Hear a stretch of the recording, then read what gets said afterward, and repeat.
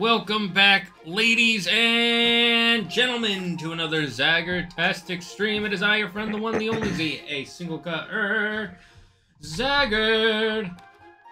And we are joined with Andrew, aka TheMythologyGuy, for some more Nioh. Hello.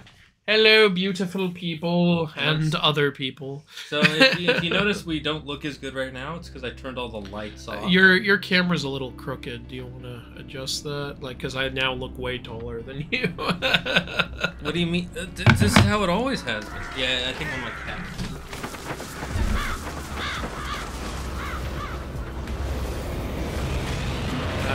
Maybe a little too far. He is straightening the camera. All right. How about now? Here. Like, just yeah. Why don't you? I think you need to angle it this way. Oops, sorry.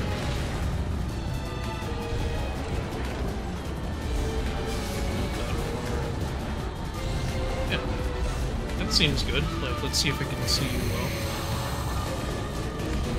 Whoop.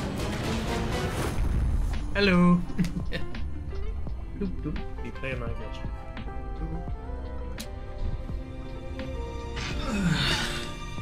Alright, are you in? Yeah, you look good. Pretty in. Alright, great. Alright, Direwolf says, Zaggard, I updated my Zelda alarm clock, and your new alarm theme is Dragon theme from Breath of the Wild. Nice. Ooh, and Baron says, Zoom! Okay. Alright, yeah, we were doing side shit, I believe. That red man is to go to the next area, because now we're walking. So we have... Well, the Battle of Ohashi Bridge was a fucking nightmare. I don't think we're ready for greater demon hunting. We just completed demon. So we have no There's one mission at the lower area right under the red guy. Try that if you want. The red Oni of me. The time is coming last. Ooh. Oh, it's a duel. You want a duel? I guess we want a duel. Why is the music still playing? I don't know. Let's turn that off. There we go. Are you guys still hearing that music on your end? Oh, they definitely are. Oh, okay, great. If we hear it, they hear it. If we don't hear it, they don't hear it. All right, here we go. We're dressed definitely as a samurai. I mean, the helmet. Oh, sure. Damn, we have 70,000 ratings. We should have used that. Sure, well, actually, that's not enough to level up, so... Okay, don't we need like 200,000? Well, we need at least 90. How do I change it? I think you press R2.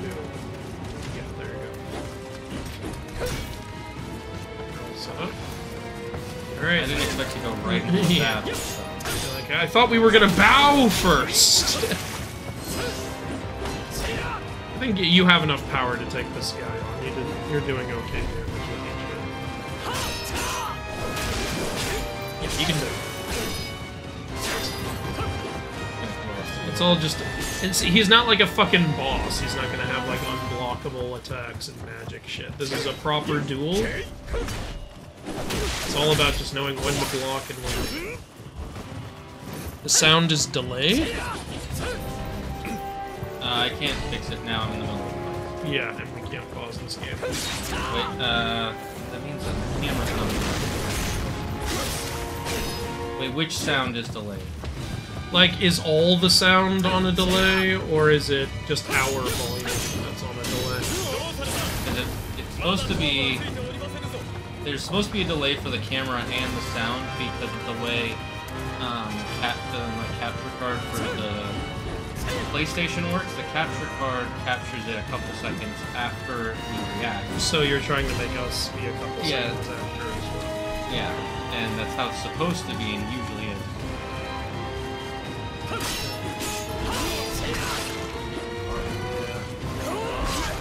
You take over all. Alright, I'm gonna try to fix the sound.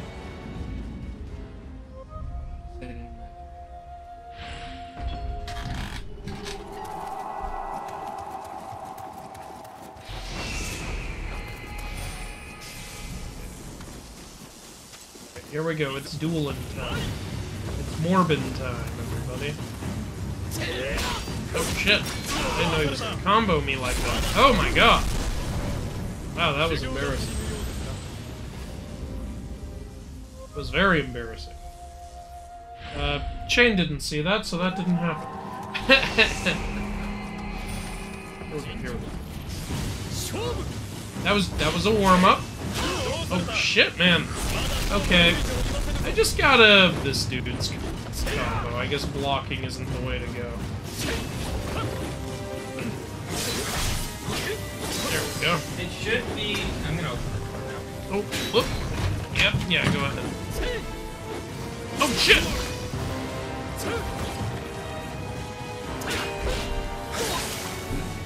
Why am I all out of stamina? It only hit me. It should be delayed correctly now. If not, that's just how it's gonna be for the rest of the stream. Because I can't fix that off. Nope. Yeah. God, each of his strikes takes out like half my stamina. Fucking hell. I gotta get that Amrita back. Okay, when we fight this guy, let's lure him out of the dojo so we always know we can get the Amrita back. That's probably a good idea. No. Get away from me. I'm luring you. Lrrr. Ruler of the planet Oberkron Persei 8. Who's the Red Menace? Russia. Russia's the Red Menace.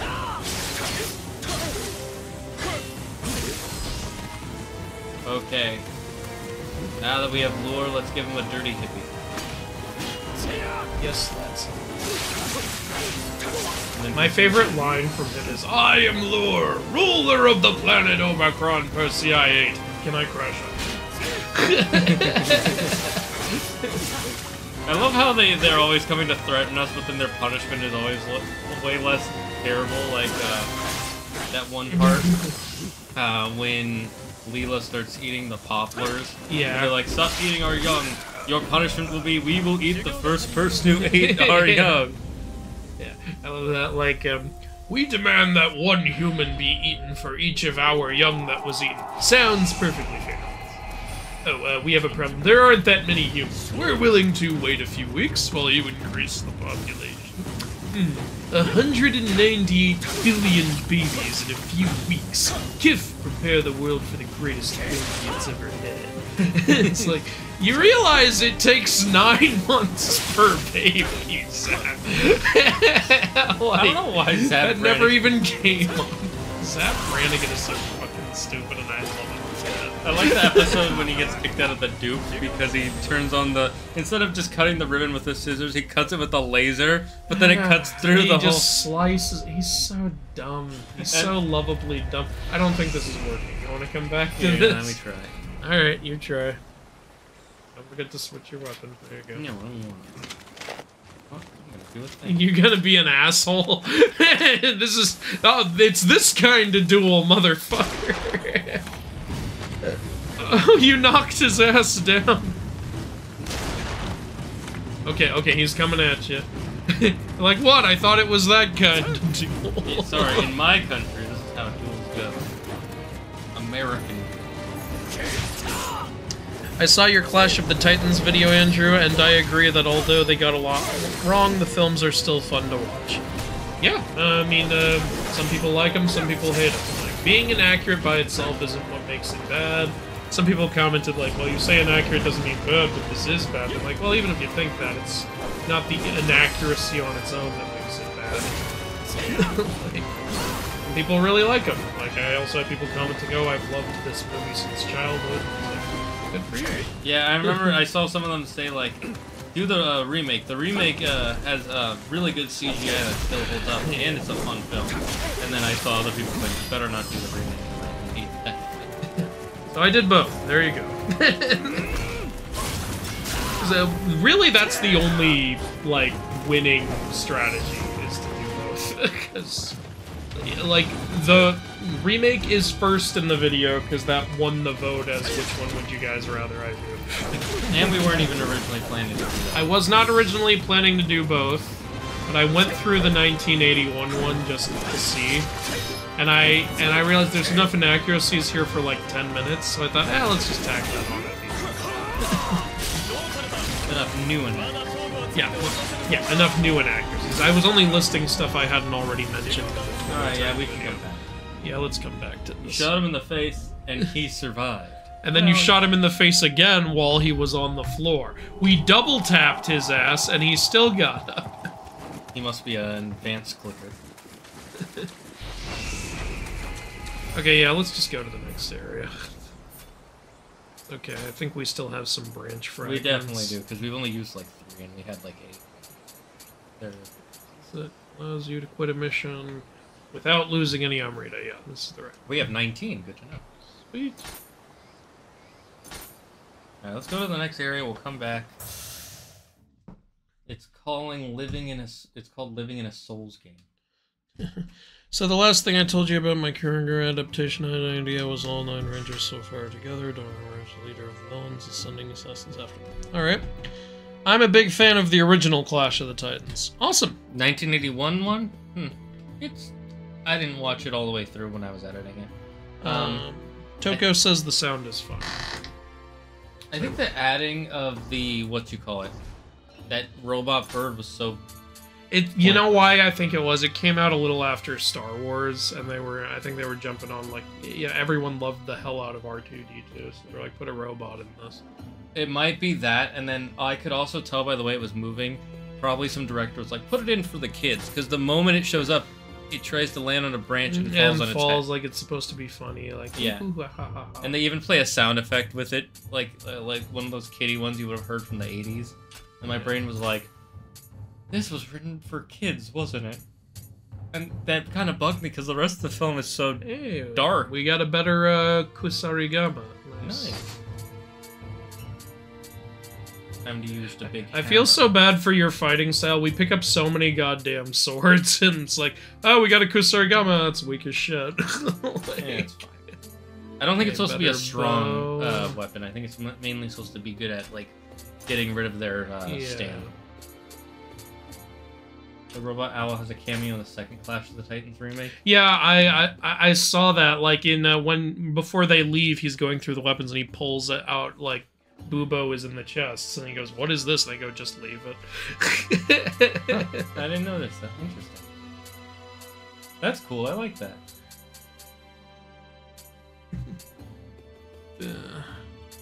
Even in lies of the guys who are just regular people, master 10 cases of that's boring. I mean, it's also kind of cool, but also at the same time. Like, at least with this guy, it makes sense because he's like a special warrior.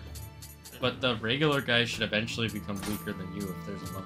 Yeah, honestly, again, I've said it many, many times, but Ghost of Tsushima did it well. Like, just do what they did. Can we do that next? We could play that next. I love the hell out of that game. That is one of my favorite games ever. That or Spider-Man?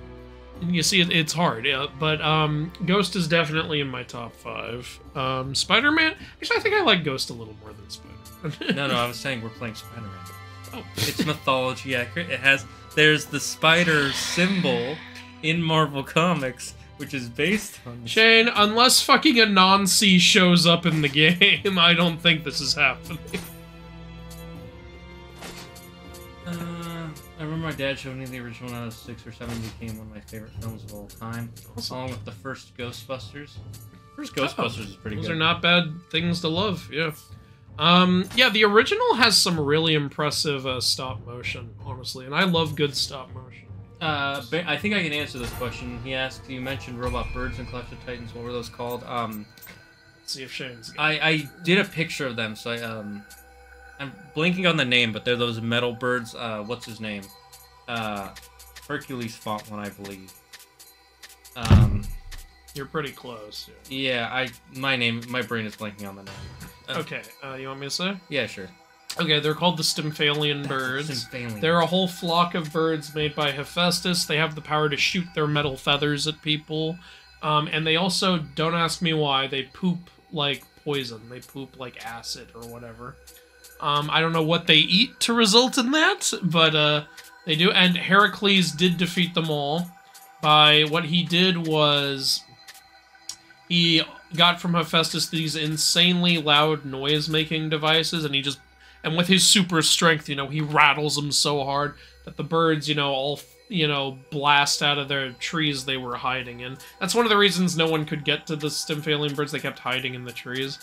But he blasted them out of there with this insanely loud noise, and they're freaking out in the sky, and he starts shooting them out of the air. So that's how he defeated them. That's a pretty good, cool way to defeat them. Yep. So those are the metal birds in Greek mythology. But they were not owls, so yeah. They were more closer to, like, hawks or ravens, right? It's, you know, it's differing accounts. Okay. So they've been depicted either way, but we know they're not owls. I don't know if there's ever been a robot owl in Greek myth, honestly, because they also had one in Blood of Zeus, if you recall. Like, there was one sitting next to Hephaestus. Oh, no, sorry, not Hephaestus, God 6, during his scenes, but I think that might have just been an intentional reference to Clash of the Titans. Yeah, it probably is. Which is cute and all, but yeah. But yeah. Athena does obviously have owls. Owls are her symbol. But, yeah, I don't know if there was ever a metal owl. Yeah, I was telling Andrew this before the stream, but it was bugging me when we were editing the old one. Every time it showed a scene of all the gods, you just see this one random goddess with an owl. I'm like, okay, well, that's clearly Athena. He was annoyed because no one else had anything. She just has a bird for no reason, just walking around. That would get tiring. Like, what about the rest of them? It's to set up the owl for later. Yeah, and when I realized, I'm like, oh. It is funny, like, she's the only one with one of her symbols there. It would be more fitting if they all had something. It wouldn't have bugged but me. Nobody's got shit. And then Zeus doesn't even have the right ones. He has a lion and a snake for some reason. Someone pointed out the lion is a symbol of Zeus's mother Rhea, so maybe that's why. But the snake? The snake is a symbol of Gaia, so someone said maybe he's honoring his mom and grandmom, and I'm thinking, you could say that. I don't think he'd want to honor Gaia, though, since she tried to kill him later on. Yeah, that feels like a stretch. I like the way that they portrayed Zeus in the original more than the remake. He's so arrogant and always just meddling with shit. He's like, my son. Like, they don't pretend he's a saint. Like, they have Thetis getting mad at him for his hypocrisy and being like, you're always, like, trying to seduce women. Like, you're not, like, some great guy. But he does care about Perseus, which he did in the myth. It's one of the only kids he fucking cared about. He also cared about Heracles, like, to an extent, but he didn't really do anything for him in, like, the Heracles myth. Who helped Heracles drink Hera's milk again? I think it was Athena. Hmm. Athena helps a lot of heroes. She helped Perseus, she helped Heracles, she helped Odysseus. Yeah, that's right. Yeah, Athena, like, helps people a lot. I think it's because she is a warrior, so she likes to get... because she's, like, a patron of warriors. So, protect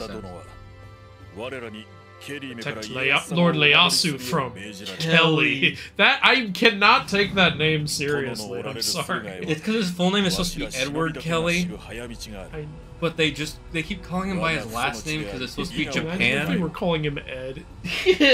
We have to defend the land from Ed. It would have honestly. Why are you calling me William now? Am I William or Sir Ongen? What am I? Well, you're William to him because Hanzo, you know, the most unique character ever, is actually like calling you by your name. It would be so cool if, you know, in the story, these characters are with us in these areas, but they're not actually there when you play. It would be really cool and set this game apart if, you know, you had companions, like in, I don't know, in Kingdom Hearts or some shit. Yeah, like, it would set this more apart from Souls, you know?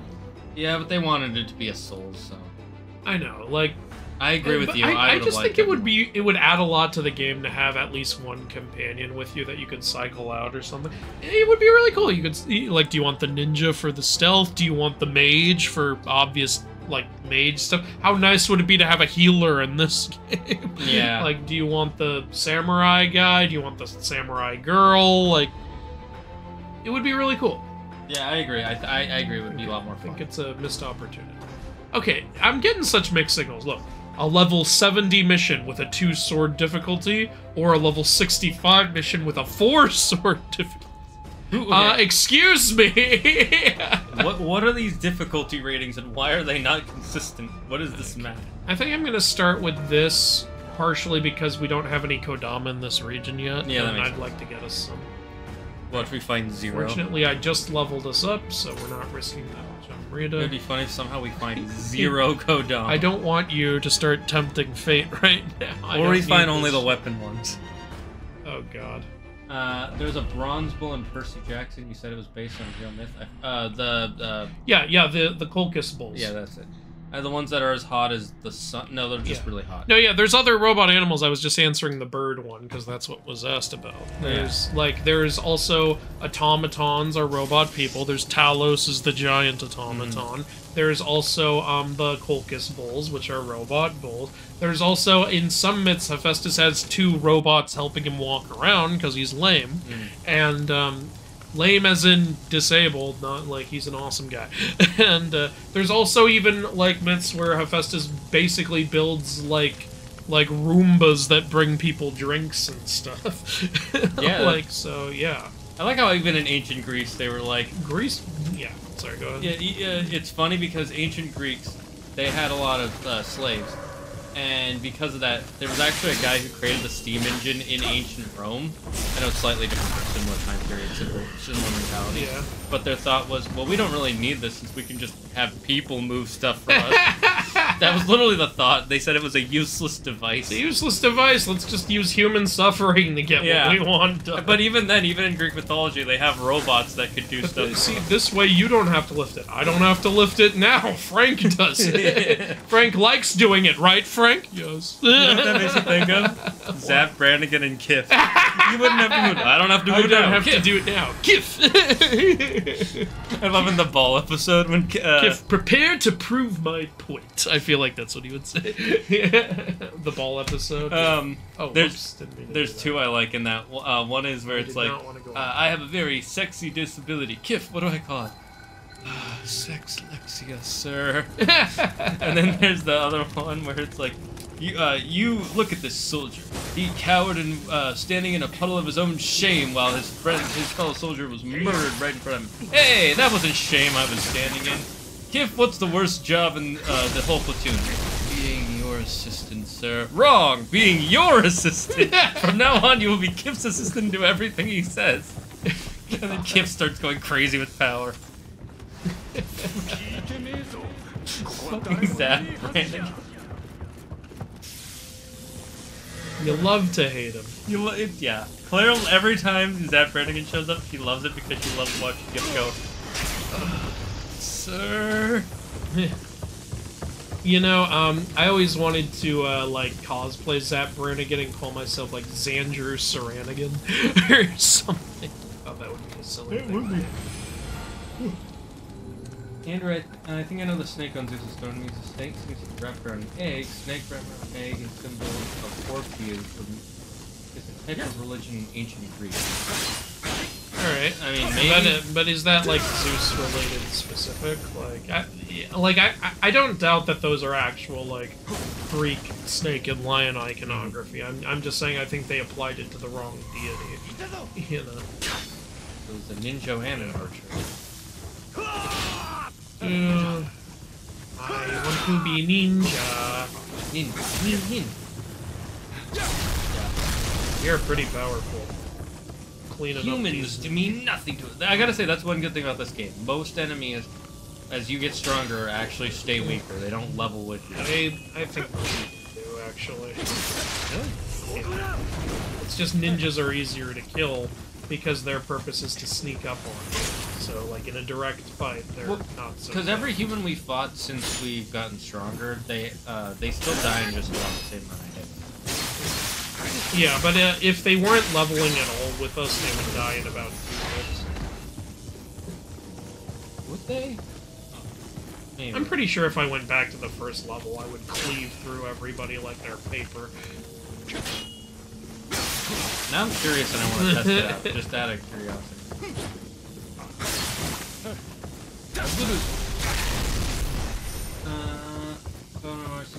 Oh wait, by Spider-Man did you mean like the new Spider-Man? Yes, the new Spider-Man. I don't know why I thought you were talking about the old Spider-Man. You mean the PS4 one? Yeah. You know, no, the PS2 one. Hello. Hey, that was the first game where we had yeah. web swinging mechanics, and that was and everyone loved the hell out of it.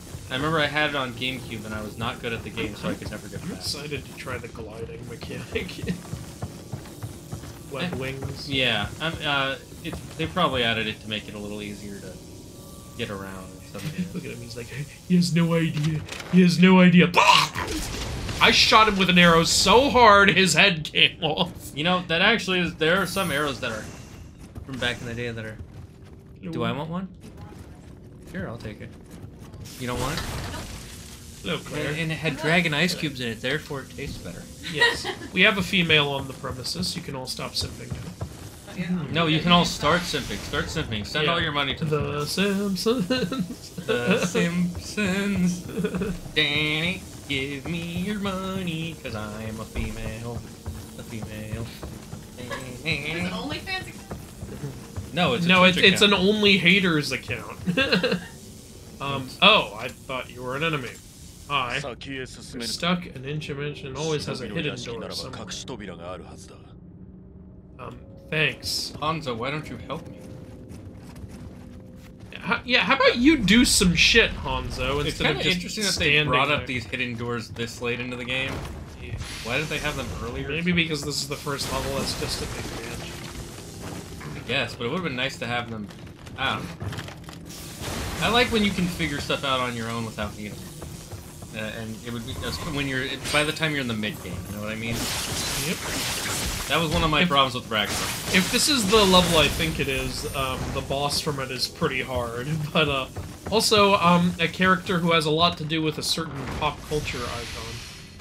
Naruto. So Naruto Uzumaki. He just jumped right to Naruto.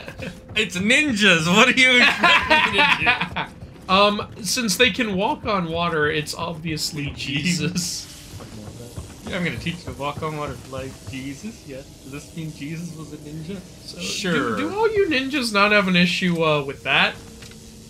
You see that? No, because he's a ninja owner. Yeah, He's one of them. He's one of us. He took the vow or whatever it is we do. Ninjutsu. Little shortcut. Oh yeah, just kick the wood out. Yeah, you could just pick it now. Kick. I'm guessing that's another shortcut. That's another shortcut. I like that. That's a pretty good, cool thing to do. Have the shortcuts be the same walls. So, yeah, so we have an easy way back up.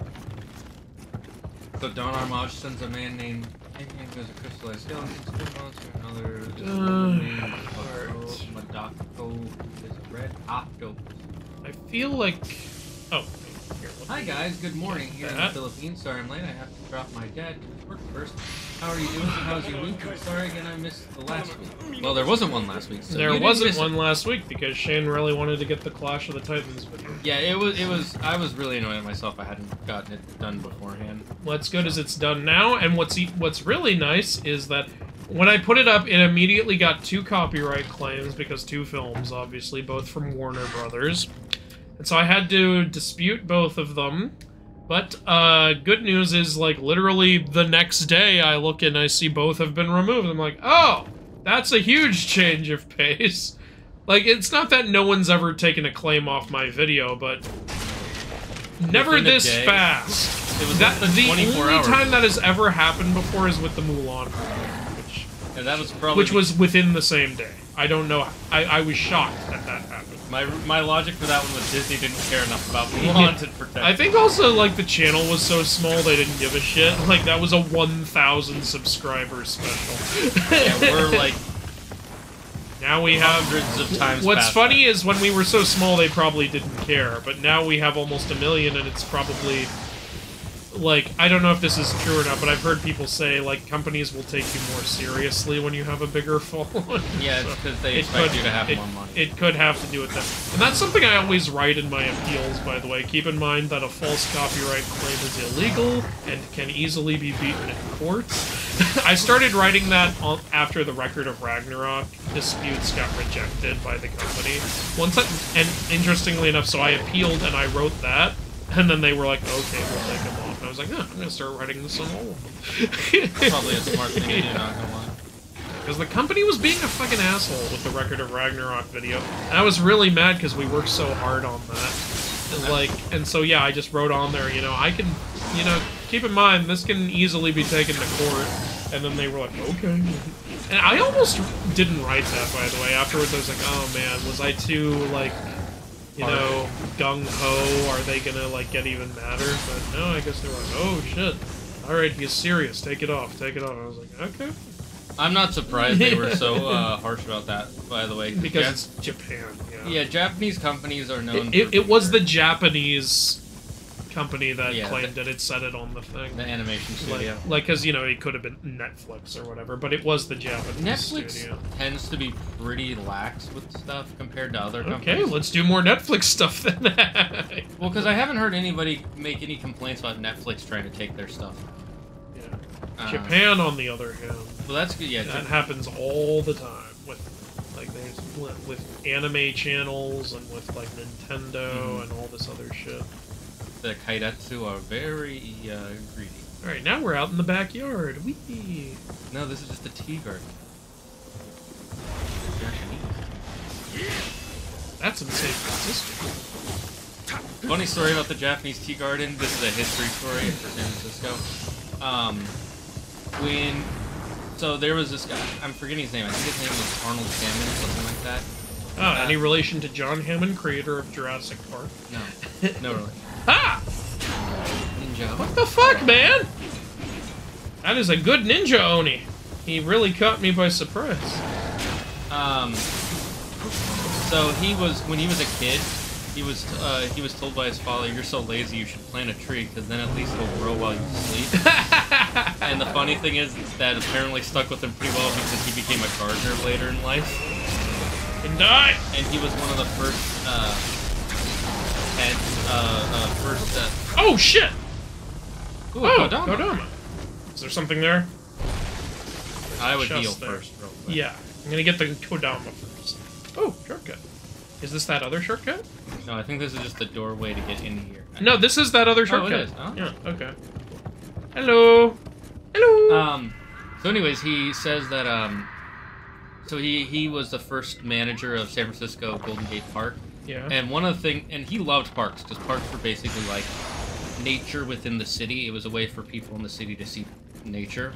Yeah. And one of the things he hated was non-natural things inside parks. Oh, yeah. Like buildings, which you have to have an office building. So what he would do when they built the office building is he planted vines and things that would wrap around it to hide it. And another thing he hated was when they put things like statues in the park and other stuff like that, and he would hide those too. And when they had the World's Trades Fair, they built a bunch of things in here. One of the things being the Japanese tea garden, which he actually liked because a garden is basically like a park. And it is a nice cultural hub. But they added a bunch of statues, and he hid all of them, and the city of San Francisco still hasn't found all the statues he hid. And one of the worst things the city did, when he died, they built a statue of him. Oh, and he park. hates that shit. Yeah, he's probably rolling in his grave, because there's a giant statue of him in Golden Gate It's like Park.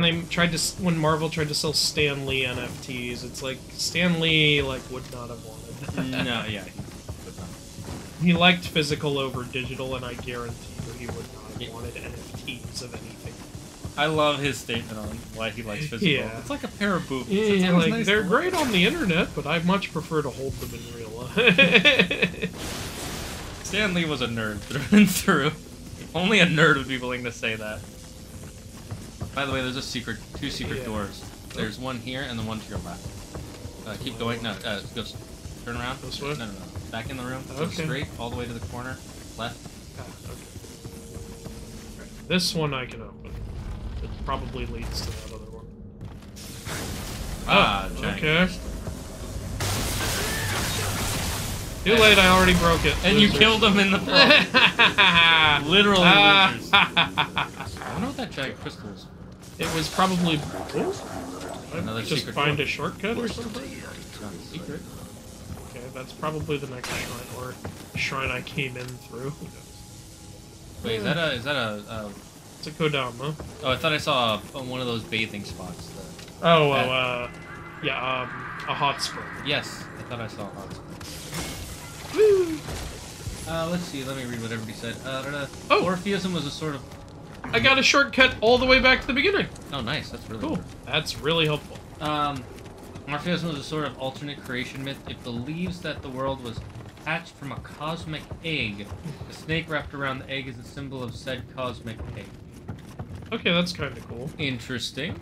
Okay. Yeah, this is that other door that I couldn't Yeah, that makes sense. That's pretty cool. I like the way they did that with that shortcut. Yeah. By the way, guys, what's your thoughts on the upcoming Snow White live action? Oh, crap. Absolute crap. Everyone involved with it is an awful person. Okay, maybe Gal Gadot's not an awful person. I wouldn't say everybody the involved. girl playing Snow White is awful. I can't stand her. I cannot stand her. Rachel's Everything like I've heard her say, I'm like, shut up. Just shut up. And it's not because you're a woman, it's because you're an awful, awful, awful person who is so selfish and hypocritical and small-minded and bigoted, and I can't stand you. And you're not even that good of an actress. Get off your goddamn high horse. I've seen you in other stuff. You were good in one movie. West Side Story. That's what she was good at. Yeah, she was really... yeah, I've seen her in that. She was really great in that. Yeah, but I've also seen you in Shazam! Fury of the Gods, and you were not very good at it. Well, I did not see that, so... I might change my opinion. Yeah, Rachel Zegler, I'm not a fan of what she's saying. And I think the big thing is that she's very young. Yeah, like, honestly, she is very young. She's like 5 years or more younger than us. And so I'm not surprised why she's saying... She's also whining about how much she's getting paid when she's, like, the most paid person on the project. And, like, you know, it's in the middle of a writer's strike when other people are being underpaid. And you're gonna stand there and be like, I deserve to be paid for every second this movie is streamed because I have to stand here and address... What do you think literally everybody does? Like, as part of a movie? Yeah, like, Jesus Christ. I talked about... Oh, that's a cop-up. Yeah, that's a cop-up. Like, and also, like, I almost made a rant video when they announced, oh, we're not gonna have dwarves because dwarves are offensive now. Oh, there he is. Oh, where? To your right, to your right. Oh, good. I look at the shiny stuff. Yeah, I was looking for it, too. Oh, shit.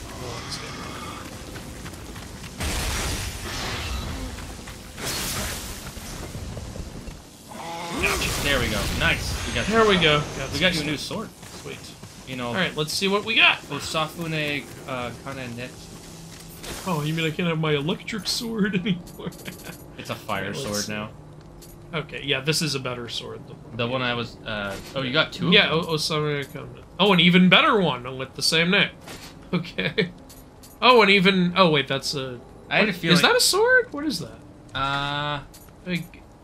Yeah, it is, and it's even better. It kind of bugs me that the purple one isn't stronger. Yeah. Usually it's like you white. would think, but... Because you know how the rarity Yeah, of I know, white, yeah, that's why I'm saying. You would think, like, that would be the strong one. Sorry, we didn't get any weapons for you. I don't mind. I think the reason we're getting a lot of weapons for you is because you're the one killing them, and since you're Oh, yeah, maybe it's basing it off of That's fine, I don't mind that. It makes sense. Oh, this is the new Snow White is already out? No, it's not. It is not. It's been delayed because of the strikes. Yeah. I'm pretty And sure. It's going to be garbage when it comes out. And yeah, I'll make a video on it when it comes out. I don't want to watch it at all, but you know, this is my job, so I'm gonna go see it. Like, when people say, why are you telling people not to watch this when you watch it? I don't wanna! I'm doing it for you guys! I don't want to watch it. I would not have gone and seen the new Little Mermaid movie if I didn't have to. Like, it's literally my job to go watch it. Like, and while there were problems I had with The Little Mermaid, it was, weirdly enough, it was one of the better ones. Here's the thing about The Little Mermaid. It is a bad movie, it is a bad adaptation, it is a bad remake, and yet it is still one of the better Disney remakes. That shows you how low the bar has become. Yeah. It's like that one episode of South Park, we gotta raise the bar. You know the bar being on the floor? Disney's over here with a jackhammer getting the bar as low as possible. They got a whole drilling operation. What are we drilling for? We're drilling for a new place to put the bar. We're not trying to get any resources. No, you fool. You see, if we make the bar lower, that means that these films will have to pay, that we can pay less to make these films. And then, we don't have to try as hard to make millions of dollars off of cheap remakes and mockeries and imitations, and then we can shit on our own stuff and make money and controversy off of that. And the lower we make the bar, the easier it'll be to feed this horse shit to people. Oh, God. It's so, like... God damn, it's so infuriating. That really does feel like something about South Park. Did we get I'm the gonna Kodama? I can't because this guy's shooting. Oh, okay, gotcha. I'm gonna start a series. I'm actually planning on starting a series called Why This Remake is Worse Than the Original, and just because I'm sick and tired. If I hear one more person saying the Little Mermaid remake is better than the original, I'm gonna blow a gasket. Like, I can't stand when people say that. Remind me to tell you that because I think I have a there's better... 3 of them. Thankfully, they go down pretty quick. I know, but when yeah, there's but 3 of them... It's still 3. It's fine, I unlocked a shortcut. Remind me... Here, let me play. Oh, yeah. Yeah, be sure to go get the operator. No, let it get rid of it.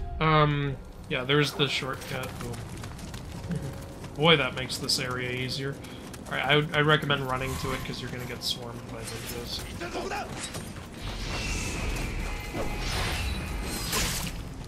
Alright.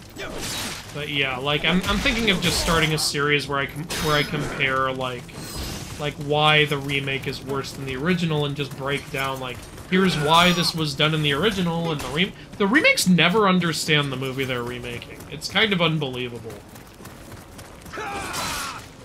Like, I am amazed by how tone-deaf the creators of these remakes are. I swear Disney has their most untalented people on these. Hey, we're Kurashigama. Also, like, died next to the literally in the marketing, like, they're like, so how is this Snow White going to be different from the original? And the first thing they say, well, she's not going to be saved by the prince. It's like, she was saved by the dwarves. Did you watch the original film? All the prince did was kiss her. Like, technically, he saved her from the I curse, guess you could. But... So are they not gonna have the curse then? No. Like, you're not gonna have dwarves in Snow White and the Seven Dwarfs. Just make a new film.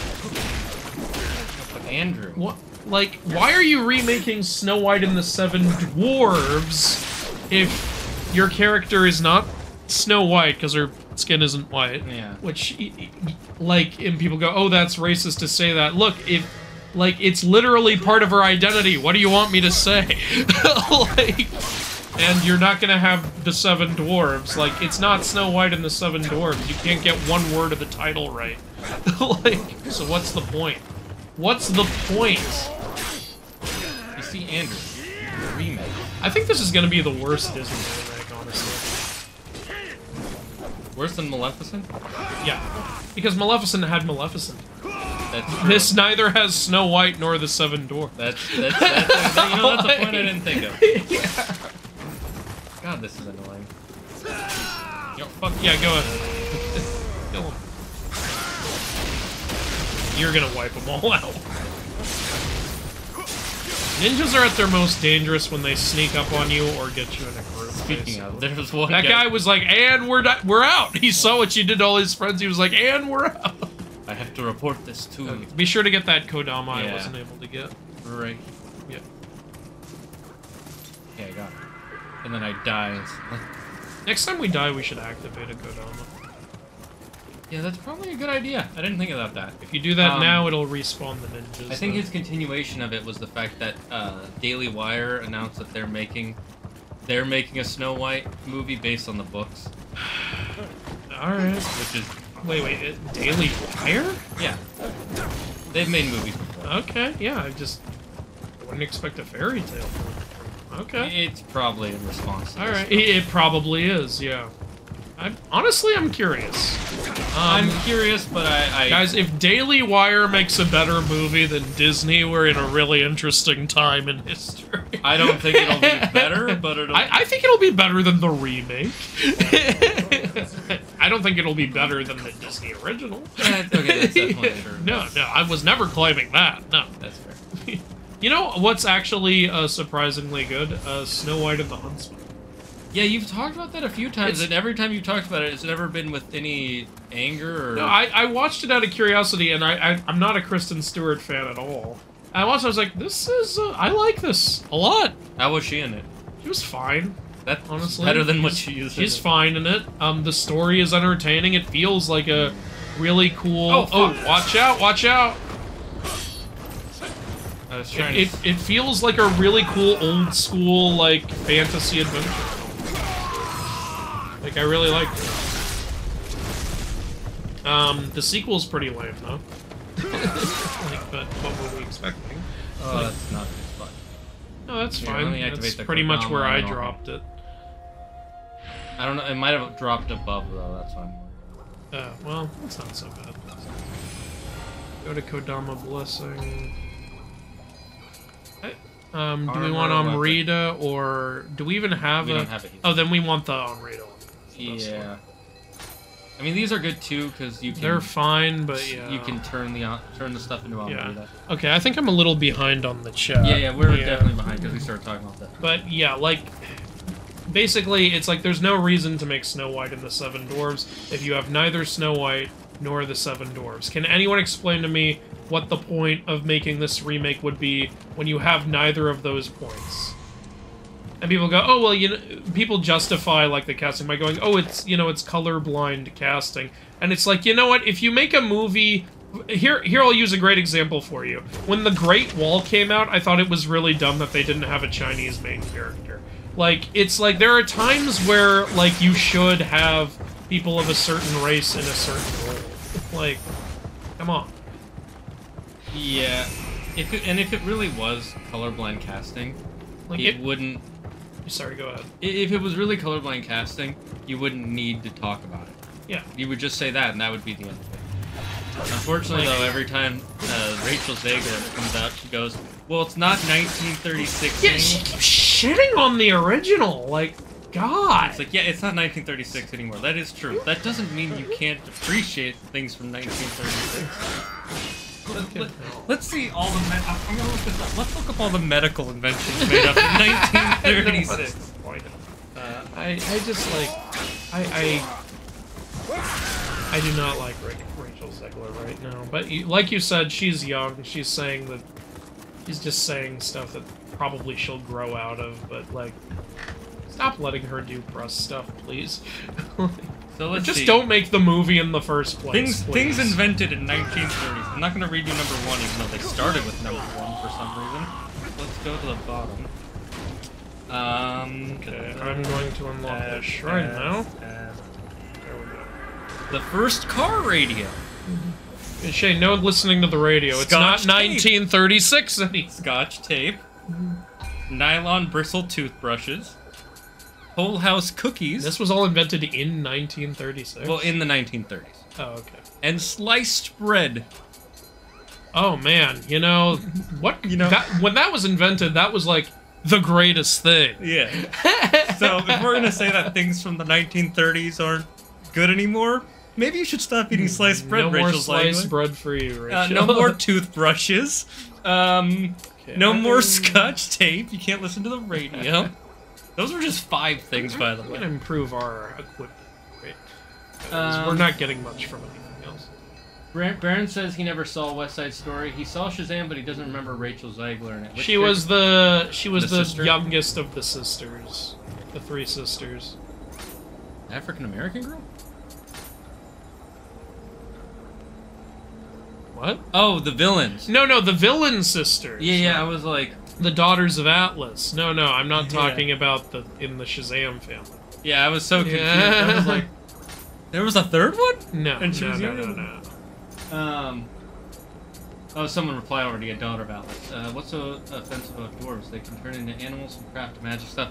It's because of the fact that short people who are genetically always short were called dwarves as a insult. they're saying that little people are literally dwarves for some reason. Like, yes, I know they've been called that before. Isn't that also a scientific term for it, though? Yeah, because dwarfism. But it's like the whole R-word debacle.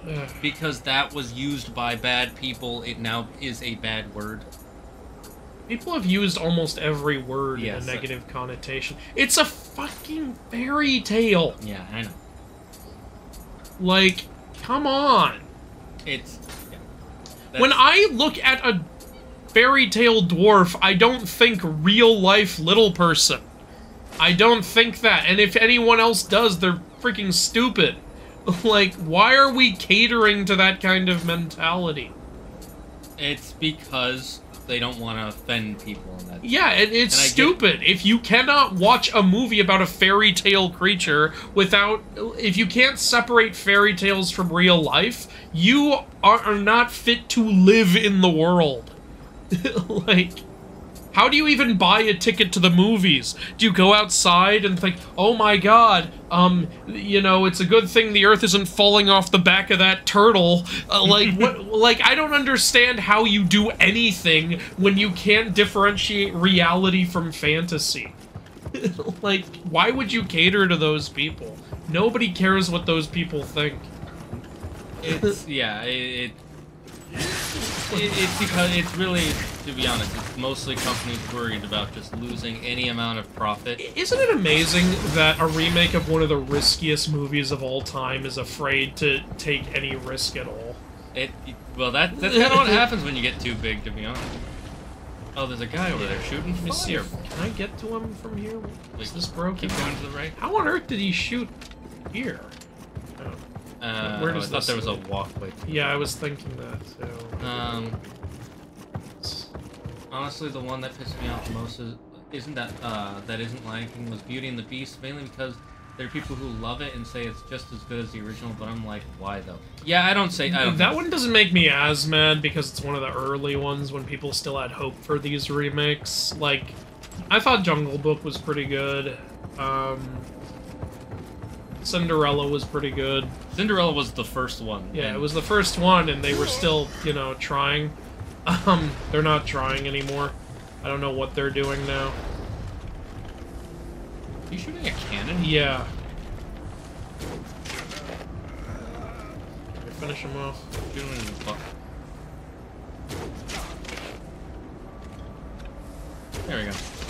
That was a big waste of arrows, but we don't really use our arrows too much, so it's not really a problem. I think I need to break that crystal. You can drop down and use your special. Oh yeah, I have my super. Okay, yeah, good point. I don't want to take any chances. Yeah. Because if I lose my Amrita down there, that's going to be a problem. Can I... Yes, I can. Good.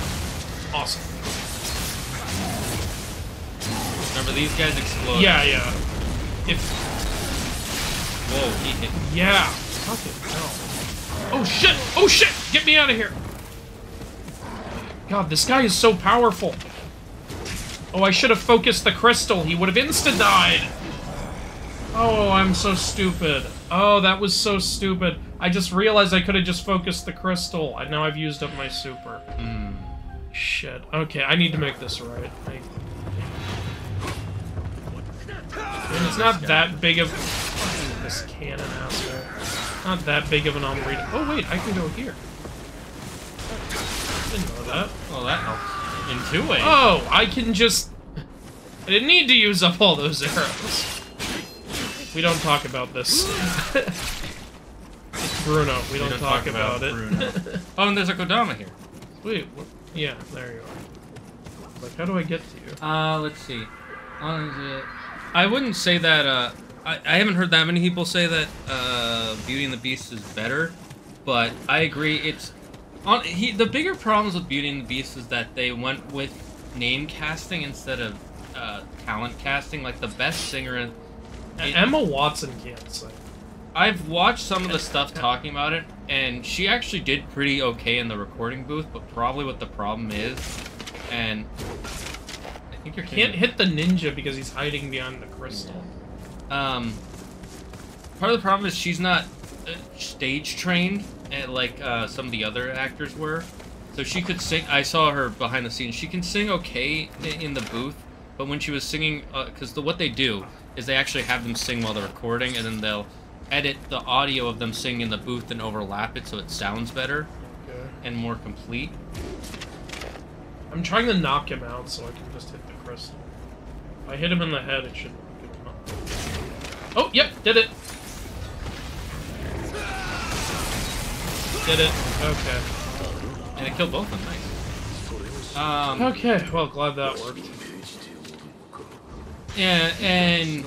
Oh, another Kodama. All that shit I went through last time, and when you focus the crystal, it's easy as all. Here's a way back. We'll get the... Someone put a thing right here like someone died here, is what happened. Oh, that's what happened. I didn't know those were people's deaths. Yeah. There's a Amrita back there. Where? Go down into the gorge and to your right. Not that far. Little behind you, right. Turn the camera. There we go. Ah, okay. Anyway, yeah, the thing is, she can sing okay, but not fantastic like some of the other actors could. And the one really great singer they had on set, they had playing the wardrobe. Yeah, that woman can sing amazingly. Yeah. And they gave her almost nothing to sing. Yeah, because they had her falling asleep throughout the entire movie. She's too sleepy to sing. And that's what really pissed me off about it. That and they had some weird changes, like when Gaston straight up tries to murder her dad in front of a witness. Yeah, what was that all about? Yeah, and then they're just like, oh, it didn't happen. Like, it's not like Gaston's not evil enough to do that, but the original did a better job of building it up, you know? And they had the town on his side. Like, he starts out, he starts out like, I'm just gonna ask her to marry me, you know? Like, he's not a good guy, he's still rude and obnoxious about it, but, like, he doesn't jump straight to murder, like... It's because he's not used to not getting what he wants, and he starts turning to more and more desperate, like, measures, you know? Mm-hmm. Like getting her dad thrown in an asylum and shit. And that's evil, but it's like... Also, the other and thing part of the problem is, also, LeFou is there building up his ego, which is not a good thing. Like, in the remake, though, they make LeFou, like, the good guy and everything. It doesn't work as well. They kind of make him more sympathetic than a good guy, yeah. but it's still a problem. Like, LeFou is supposed to be building up his ego. And LeFou literally means the fool Yeah. in French. Like, he's supposed to be just, like, a dummy who, like, builds up Gaston's ego because he likes being friends with the most popular guy in town. Yeah, you can literally tell that's basically... Like, he's part of the problem. And, like... We're not supposed to like LeFou either. Mm-hmm. And like I said, he had the whole town on his side when he did all that terrible stuff. They were literally with him like, oh yeah, we'll totally force her dad to go to an asylum. But in the live-action remake, they change it to he tries to commit murder and there's a witness, and then they don't even... The town is like, wait, is this true? And then she just doesn't I think I'm say supposed to fall here. Okay. Yeah, also... One of the worst things about the Beauty and the Beast remake is that the Enchantress is just that lady in town. Yeah, I hated that. Because it's like Gaston is doing all these horrible things and she's doing nothing. Yeah. It's like she literally, like, you know, when they're like, I have a witness, Agatha, I think was her name, and Gaston's like, oh, are you gonna listen to that crazy old lady? No offense, by the way. It's like, why doesn't she turn Gaston into a beast? Like, he's way worse than... going on here. Also, the Enchantress is a total asshole in so many ways in the remake. She separated whole families from each other and made them all forget about each other. It's like, excuse me? Like, that was like the one good thing is that they added the everybody forgot about the kingdom, because otherwise, how is there a castle that nobody remembers? That was the one plot hole they fixed, but then it leads to all these other problems where it's like, oh yeah, I forgot I have kids. It's like, what? Or, you know, the fucking book, the teleport. That book was so stupid. I know that's what the like, stage play. Like, the Enchantress gave me this book just to remind me that I don't belong anywhere. It's like, jeez! Like, and then when Belle needs to get to her father, okay, use the book. Oh no, you're just gonna... What was the point of that book? Just to have this stupid song about, like, your mom that adds nothing to the story? Yeah, your mom is dead. We know that. How did she die? The plague. Okay, does that add anything? No. Who cares? Why didn't your dad just tell you she died of the plague?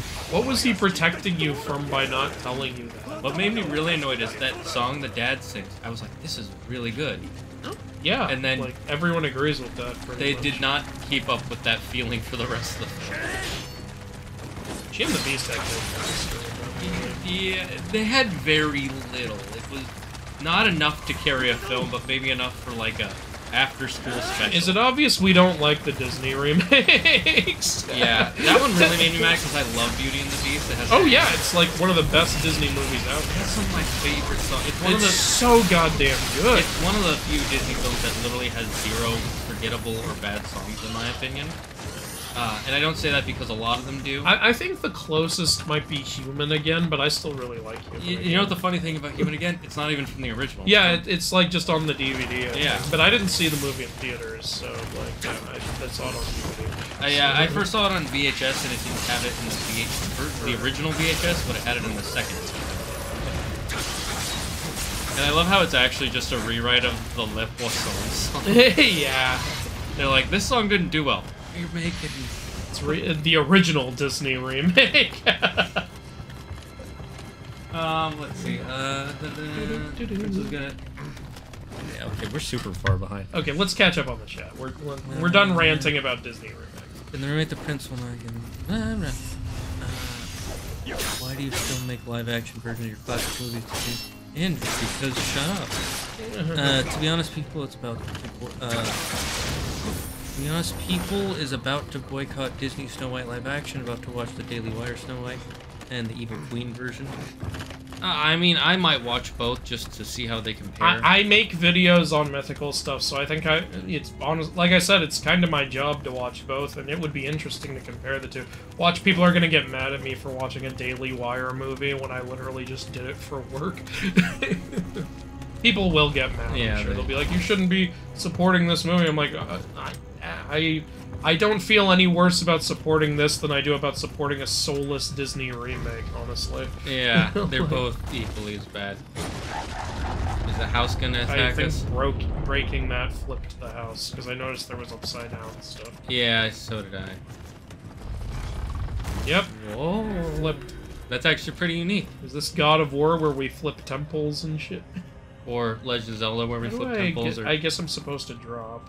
Yeah, you're supposed to drop from that one. Like, there's no ladder, so I guess here? I mean, that makes sense. The house is upside down. Oh, God. I'm gonna deal with this. Okay, I don't have time to line it up. And... Oh! That's one way to kill him. Okay, that was kind of funny. That was great. I like that.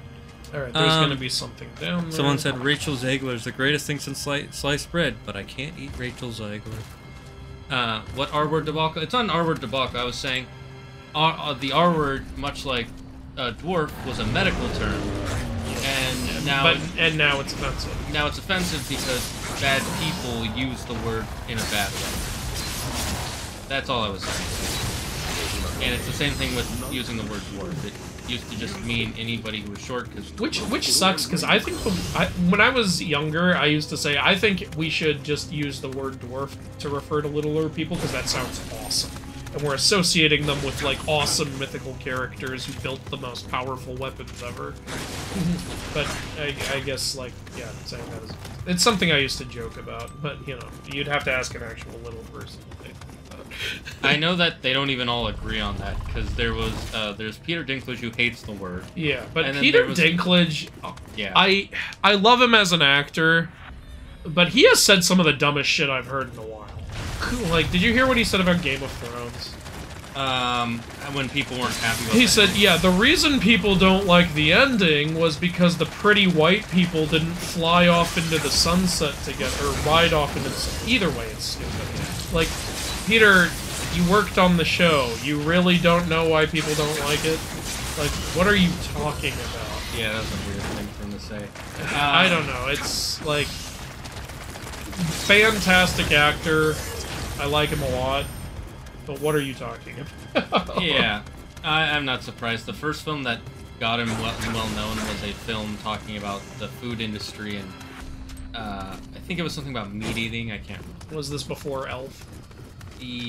Elf wasn't what got him big because he played such a small part in it. This was a film where he actually was the main. I know, I'm just saying, like, was that? I don't know. I can double check. Elf was my introduction to him. I thought he was hilarious in that. Then I saw him in this stupid Underdog movie. Oh! God! They baited you. You sons of bitches!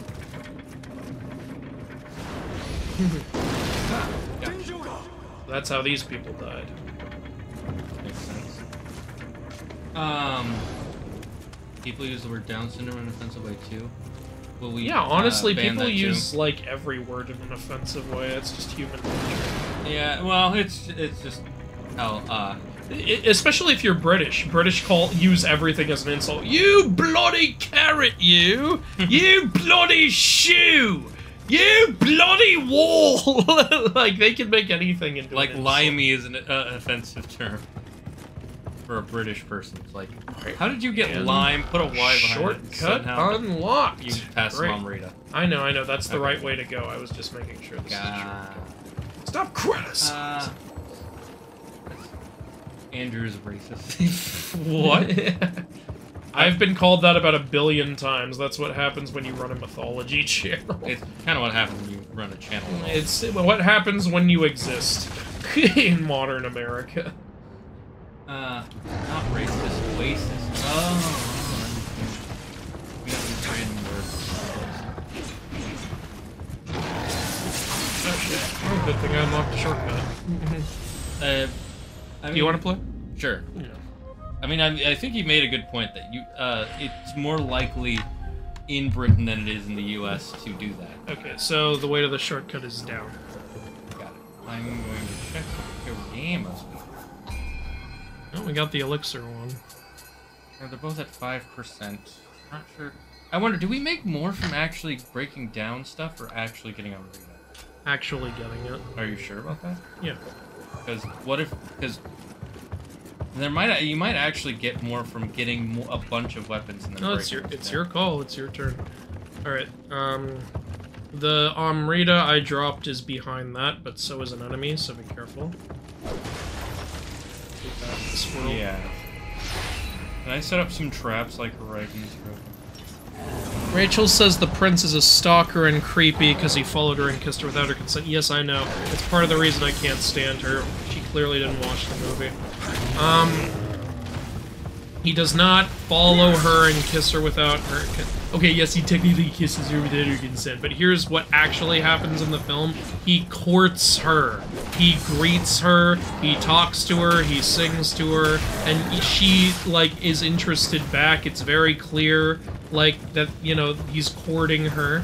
And then when he kisses her, he thinks she's dead. He thinks he's never going to see her again. So he gives her a little kiss. He gives her a kiss goodbye, and I don't think that's bad because he was already courting her beforehand and she was already interested in him. And then immediately after he kisses her, he gets down on one knee showing respect to her in her passing. Like, god damn it. Like, watch the damn movie before you say dumb shit. It's funny to joke about the kiss thing, but when you actually say it seriously and use that as an actual criticism of the movie, like, that's when you have a problem. How do I change the right stuff? Oh, that's it. Like, ugh. Isn't Daily Wire a news channel? Yeah, I think they've also made a couple of movies. I watched one. It was called Run, Hide, Fight. It was okay. Like, that's kind of it. That's all I have to say about that. It's a school attack film. School attacking film. Yes. School polluting, if you will. School polluted. We're being polluted by schools. In the remake, the prince won't kiss Snow White. She'll kiss herself because empowerment. That was one of the things I did hear, that, like, just apparently, because she's not going to be saved by the prince, and this story isn't going to be about her being a damsel, it's going to be about her, what's the word? Becoming the leader she always meant to be. Yeah, I saw that too, which... And one person said, well, that's stupid. You're going to go from her being, fair and kind to everybody to now wanting to grasp power? Yeah, it's dumb. Also, I'll be shocked if they actually make the evil stepmother an evil stepmother in this. Like, there's no way that they're gonna follow that. Like, with the whole, the mother was so vain, she wanted to kill Snow White for being prettier than her. There's no way. I'll bet the hunter and the prince will be the villains in this. I don't think they'll go that far off, because Disney probably said we have to follow the main story. Really? Because there's no dwarves? That's because you can get away with saying they're not dwarves. Let me tell you the most iconic things about Snow White's identity. The magic mirror, the dwarves, the evil stepmother, and the sleeping curse. we already don't have the dwarves. Like, do you think they're gonna include all that other shit? I'm sure the magic mirror will be there. The magic mirror, because that's so iconic. Oh, no, watch them do this. The mirror is what corrupted the mother. Oh, like, that might be. she wasn't actually evil. It was because the mirror was left behind by Snow White's evil father to corrupt the step. Maybe that. I don't know. I'm exaggerating a little, but you know they're gonna do something stupid. Yeah. Peter Dinklage pissed off the dwarven acting community because he's the reason they aren't using dwarves. Yeah, I heard about that. Yeah, he's taking work away from little people. Like, it's ridiculous. What's so offensive about dwarves? Like I said, it's just because bad people have used bad. It's like, just because dwarves in mythology, even if they were inspired by real little people, like, are a completely separate thing. Like, for example, the Pish Taco in South American mythology was inspired by real white people. But if you put a Pish Taco in a movie, I'm not gonna go, how dare you, I see that as myself. Like, yeah, that would be ridiculous. Like, that would be stupid.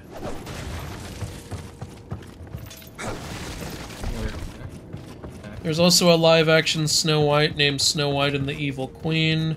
They say it's not the Disney version, but the book version. What's your thought on it? That's the oh, is that Wire the Daily Wire thing? Okay. Sorry, I'm trying to catch up on stuff. So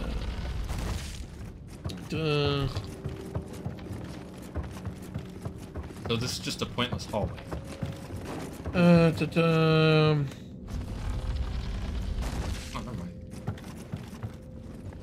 Rachel Zegler's point of view is like flat earthers all over again. That Oni just wanted to ask you a question. It turns out a Gargan has a connection to Shore. Oh, it turns out that happened here. We're part of SPD, trade SPD. Hey Andrew, where's the Morbius movie review? You know, Halloween's coming up. We might do something Morbius related. Corbin time? Yeah. This place is such a fucking maze. My favorite part of Fast and Furious was the race war. Hey! Kissing a corpse is still kind of messed up. Yeah, but, I mean, you know, think of it this way. Like, I don't know if anyone in the chat is married or has a very close girlfriend. If they died, would you not, like, put one last kiss on them before you left? Like, I would.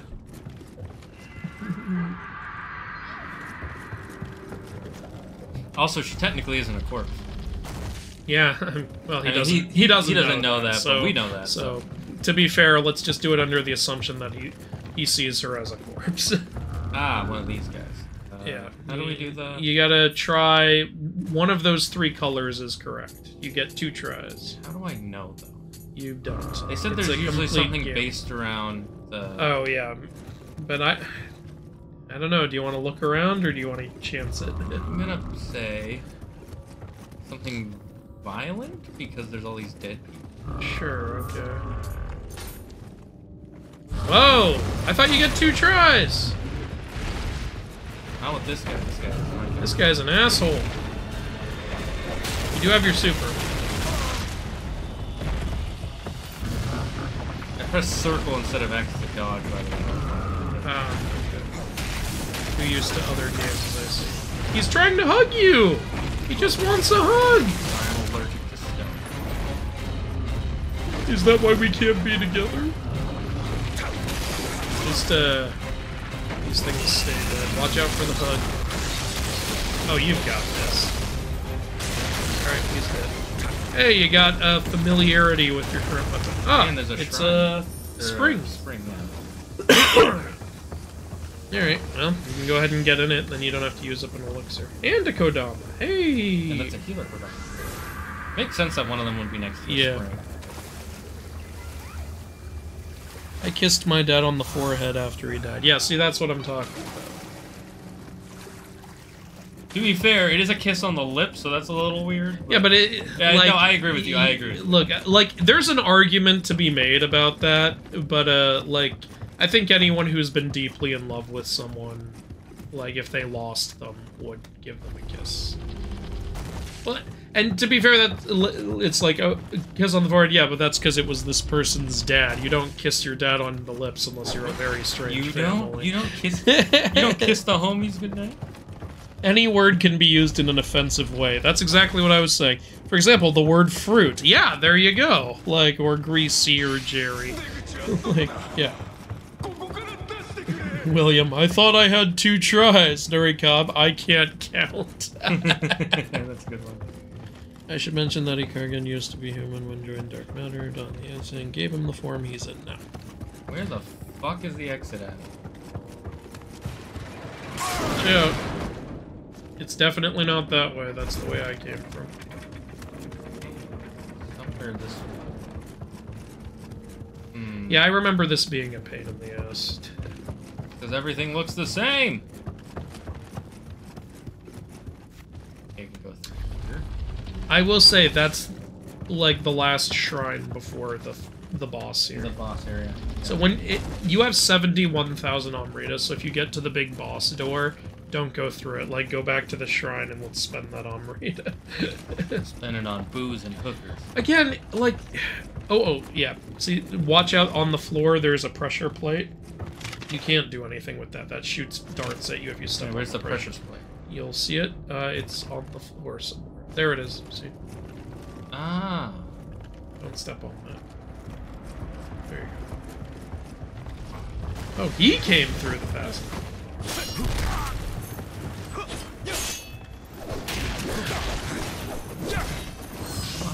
He trying to make the pressure plate shoot him. Fires 3 shots. That's one way to do it. Oh, yeah, you gotta break that.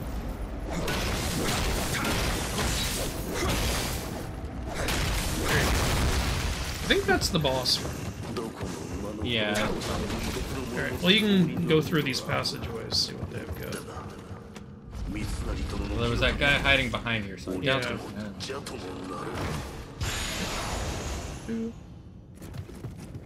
Let's look around the doorway. We need like 100k to level up. We do have plenty of weapons to sell right now. Just look around it, don't go through it. That's definitely the way to the boss. By the way, I'm not going to tell you what the boss is, but there are a lot of frog statues here. Got it. The boss is a giant dildo. Damn it, he figured it out! Because, you know, frogs bounce and women bounce onto... Exactly. The Science. Which is awesome, I love his monster design, blue crystallized skeleton squid monster.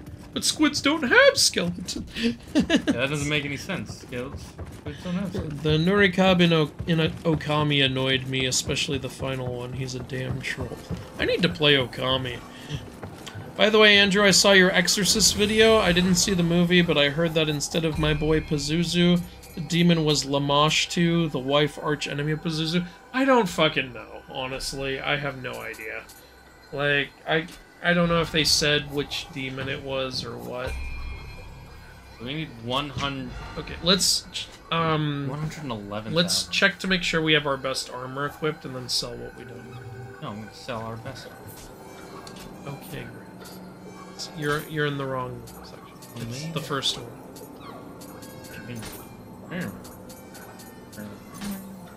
Oh. Well, I just go to the top one first. Yeah, but there's a stronger one lower.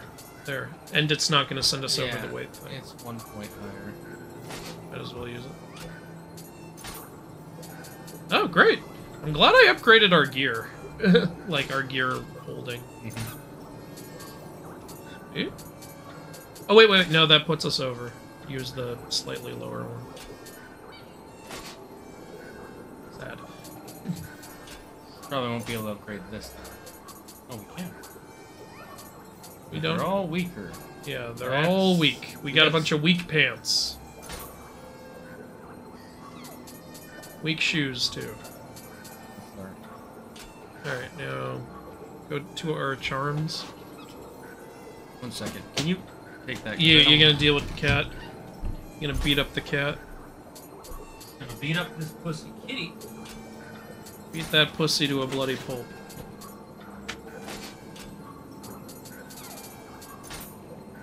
The pussy has angered Shane. Shane will now that I hang back here that make the pussy fear you. Yeah, you don't want a Velma right now. Oh, cool. We have better Kusarigamas again. Can you get in the other chair? Sure. Ken's dealing with his cat. It's being an asshole. Ah. Well, I wouldn't have had to do that.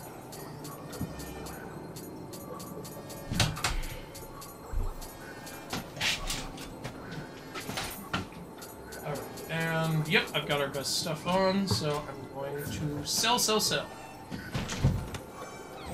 Also, I kind of like the way we look now. Hey. I am the green screen ghost. Ah! The green screen Shane, ghost. don't scare me like that. God. You almost gave me a heart attack.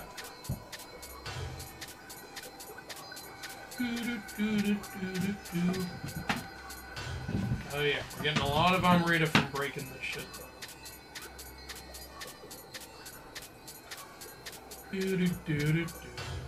Murder.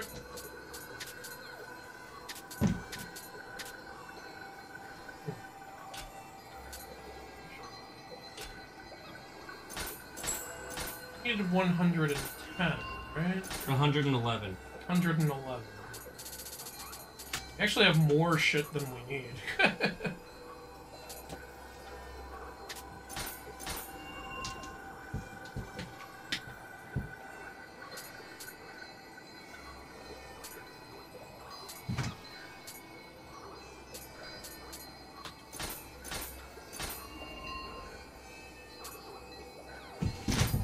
Alright, 111, and we still have a few things left.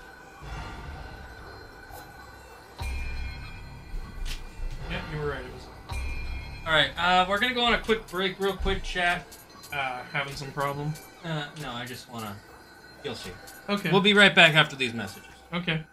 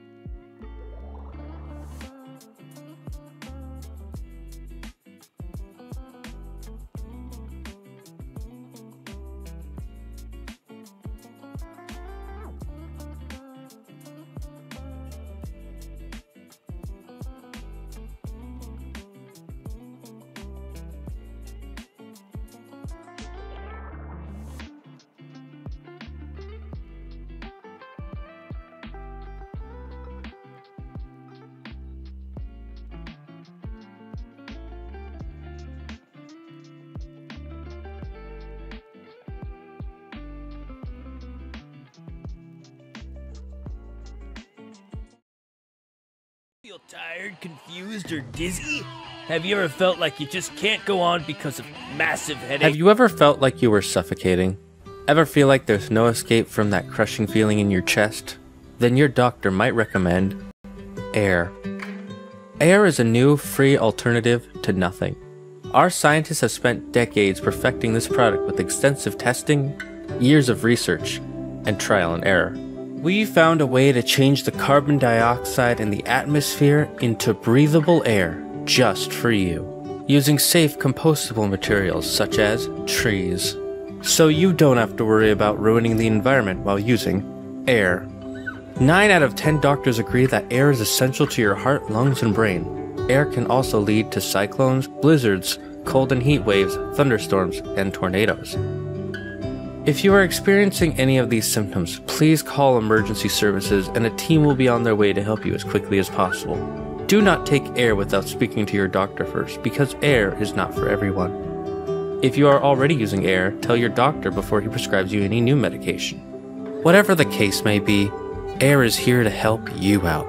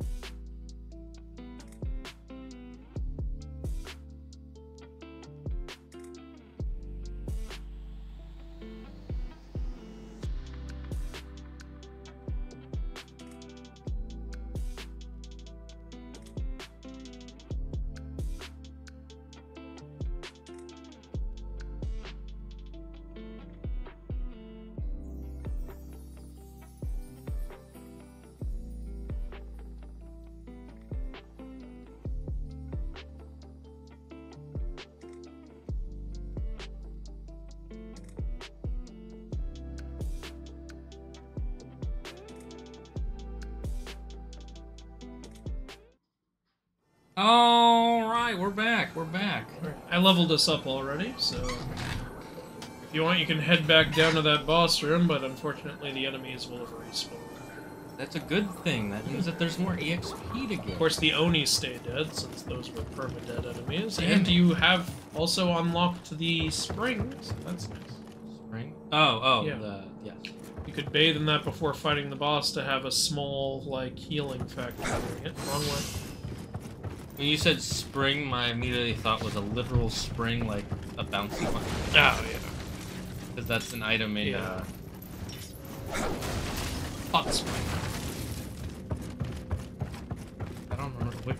Do you remember the way there? Not 100%. I remember once you get the hang of it, it's a pretty simple process to get there. You do have to still, like, run past, I think, at least 1 or 2 ninjas every time, though. Which is a little annoying. I don't know. Alright. Then you're on the right track, I can tell you that. I think the spring is there. Yeah. Yeah, there's the ninja.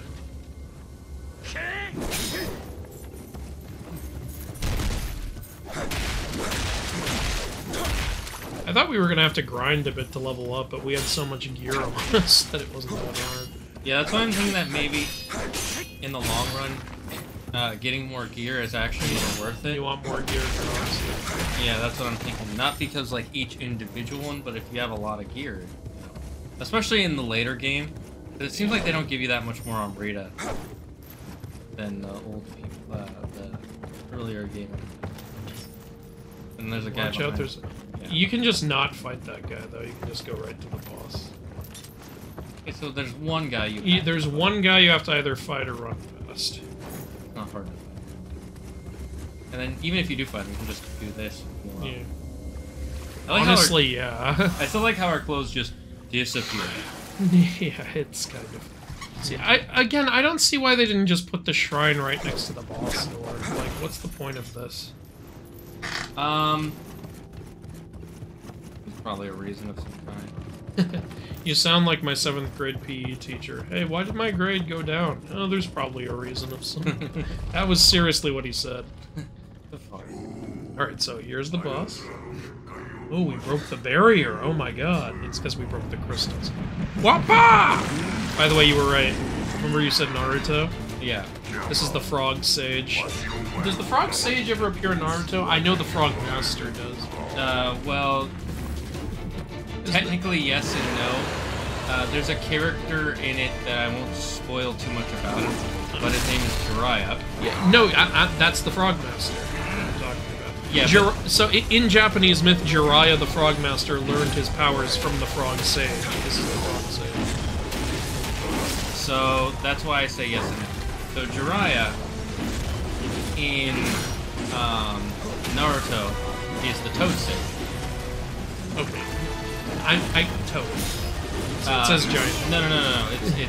Jiraiya is the Toad Sage, not the Toad Master. And he can summon a giant toad that smokes a giant pipe, which is the chief of the toads that taught him Toad Sage magic. Okay, so it's basically the same thing, just the words are changed around a little bit. Also, he's a major purple.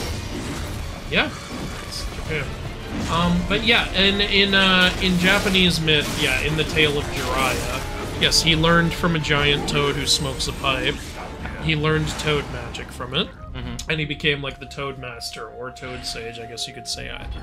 In the meantime, there's also Tsunade, I think that's how you say her name. Tsunade, yeah. Who is the Slug Master, and learned from a giant slug, and then there's Orochimaru, the Snake Master.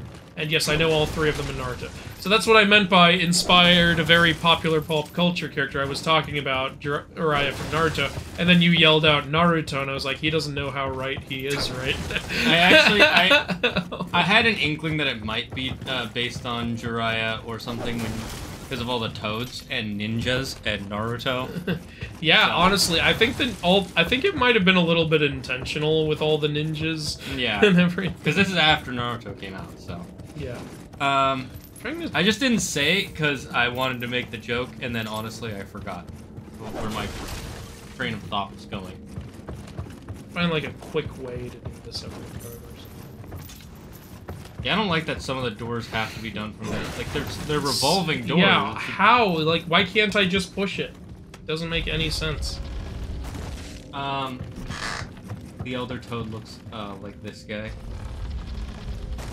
Yeah, yes. So in Naruto, Jiraiya, Tsunade, and Orochimaru are just like how they are in the myth, where they are people who were trained, and Jiraiya has the Toad Sage magic, Yeah. Of course, they call it ninjutsu. Jiraiya mainly got popular, I believe, through a Japanese stage show. There was a stage show about Jiraiya. Yeah, that's why in the show, the first time you meet Jiraiya, he goes up on the he's summoned on a toad, and he goes, "I am Jiraiya, the Toad Sage," and he does the typical Japanese stage dance where they go like this, and then you hear the Motherfucker! That they play. Motherfucker! Oh, we couldn't even get the Onryo. Whatever, it was like 100. No, it's more like just. I'll let you go again because that was fast. So yeah, in the show, Jiraiya, Tsunade, and Orochimaru are all Jiraiya has Toad Sage magic, Tsunade has Slug Sage magic, and Orochimaru has Snake Sage magic. But they do. Jiraiya is Orochimaru is one of the main big villains in the series. Yeah, I know. Yeah. He's a villain in the Jiraiya story too. Yeah, does he also try to get immortality in? I believe so. Yeah. Okay, well. It's been a while since I've read the story. Yeah, they pretty much, as far as I know, they pretty much just adapted Jiraiya, Tsunade, and Orochimaru to Naruto almost exactly. It's interesting. Like we've got Dragon Ball, which is the Sun Wukong story, West, yeah.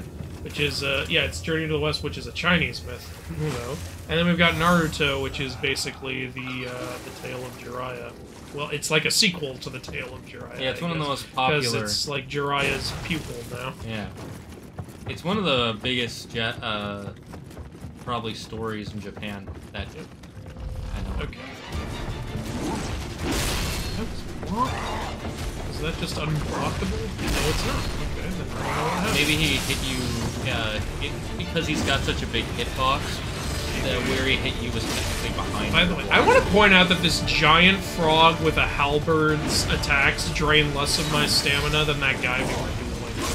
Well, you see, that guy we were dueling earlier knows swordplay, so he knows the weak points on a sword.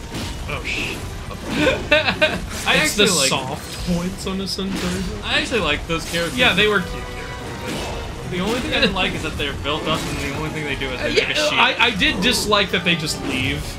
It's like, we can't fight in the underworld. Why not? Yeah, I see why you said this guy is annoying. Yeah, this guy's tough. What's really annoying, honestly, what's most annoying is that you keep having to go through this shit every time. I don't see the point. Just keep going right, if I recall correctly. And then go through the thing. You know, do the thing. And then go through the other one. Sure, no pressure. And then, yeah, here. It's up ahead. Here's the guy. Whoops. Yeah, like, don't hurt yourself. Again, like, I'm gonna point it out every time because it's annoying every time. Just put a shrine next to the boss door. Or put it here where we are now. Like, wouldn't that have been nice? This is so tedious to have to run through all these doors every time. And to have to fight this one stupid ninja every time. Yeah, I don't know. I can't fully explain why the reasoning is just it makes it more difficult, I guess, and that's the point. But as I've said before, there's a difference between challenging and tedious. Yeah, this is tedious. I love this game, but that is a big problem. See, it works in games like Hollow Knight, because in Hollow Knight it's a platformer. So, go ahead and go again. In Hollow Knight, it's a platformer, so it's basically part of it is proving that you can platform through the area, and it's the what do you call it? There's actually environmental hazards, not just enemies in the way. But with this, it's just a maze and one guy. It's like we already solved the maze. Like, the first time, yeah, it's like, ooh, where do I go? But once you get through it, can I not have to do it every time? It eliminates the whole point of a maze when I know exactly how to go through it. Alright, let's catch up with the chat.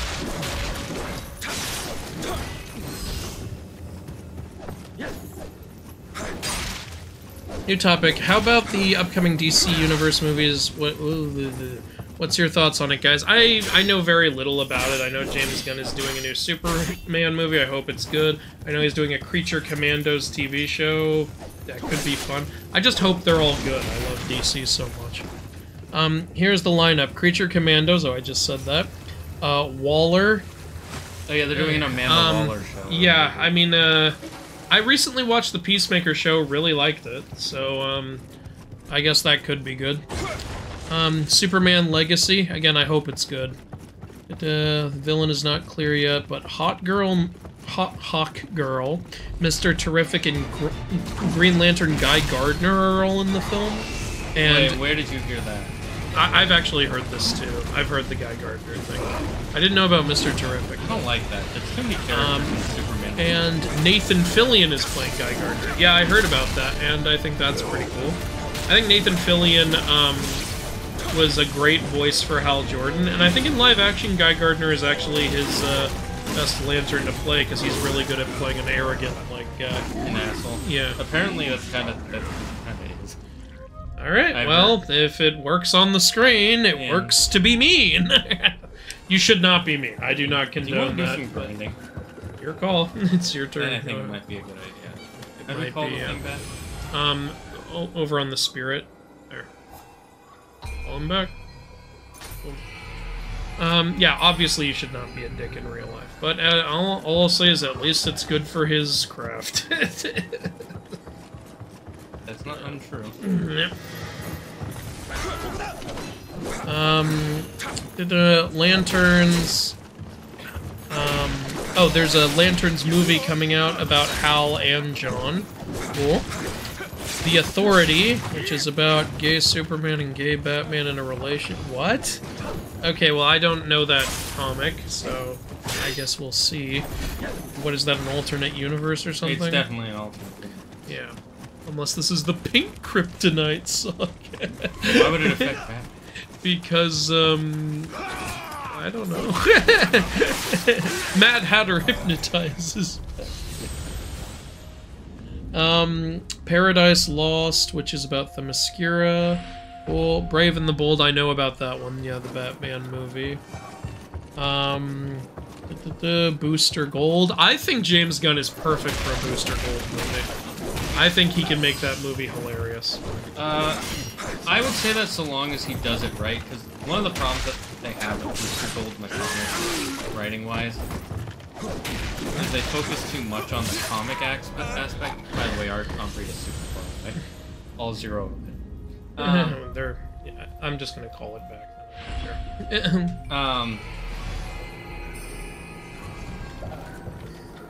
They aren't gay, they are raised in stupid.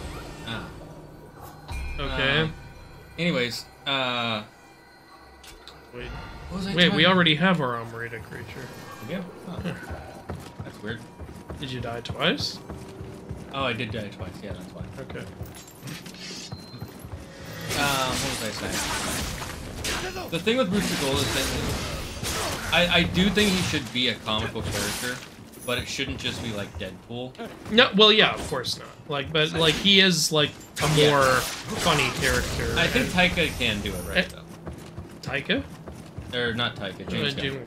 Yeah, like I think with the kind of character Booster Gold is, like I'm not just talking about funny. I'm talking about also like, you know, a guy who's kind of a dick at first and like, yeah, reminds me of Star-Lord with. Like, you know, kind of a selfish dick at first and learns to be a real hero. That sounds like a very James Gunn movie. Yeah. Like, because that's kind of how James Gunn was as a person. I think he started off making those edgy jokes, and then he grew up and realized, like, hey, they're not funny, but I can make other actual good jokes. It's like we've all at some time made everyone who's tried to be funny has made like edgy jokes that they look back on and go, that's either a product of its time or that was kind of cringy and I don't do that anymore. Like, you know, I think it's just part of growing up, really. Yeah.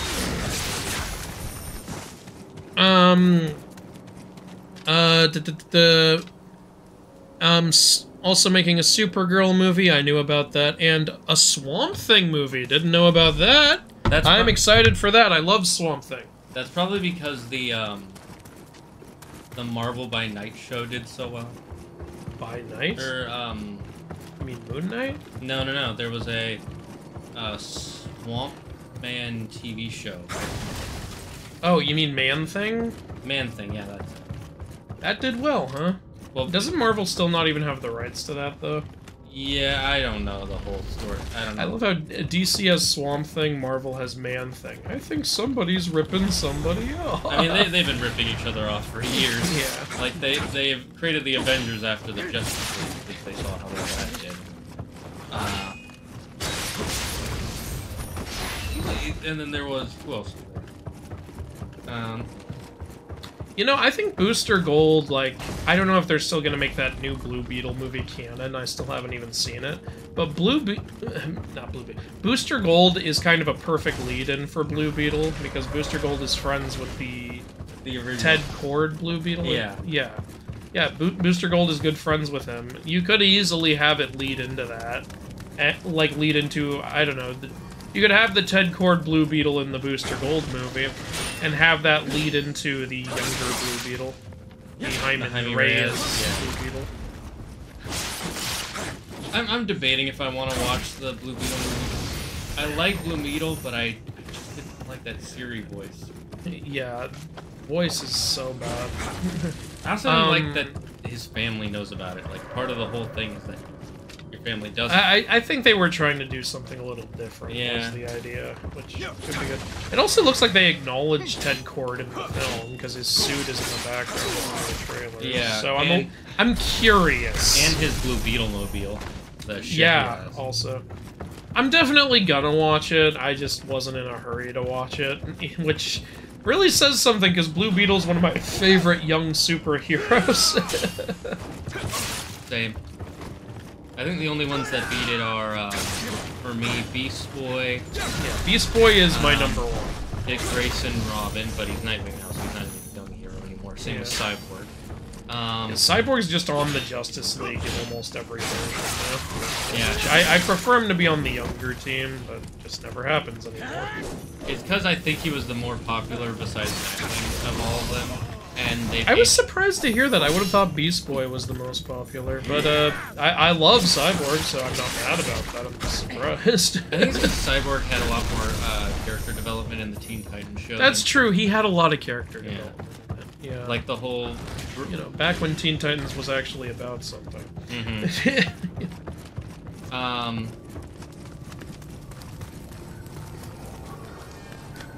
What was I gonna say? Also, the Kid Flash was one of my favorites, but again, he's grown up. He's not, Wally West isn't even Kid Flash anymore. Yeah, he's just the Flash now. Well, he's one of the Flashes. The only one that really stays a kid all the time is Impulse. Yeah. That's because time travel bullshit, though. Yeah, by the way, there's a comic story that's really cool. It's called The 1 Minute War. It's where all of a sudden, like, all the Flashes, they're hanging out, and time just suddenly everybody around them is moving slow, and they're always at their max speed. And it turns out there's an alien race invading that's using technology to slow everybody else down and speed themselves up. And they fight a whole war with these guys, all at super speed, in 1 minute, in real time. That reminds me of Dragon Ball. Yeah, Dragon Ball is, they should be time traveling with how fast they move sometimes, to be honest.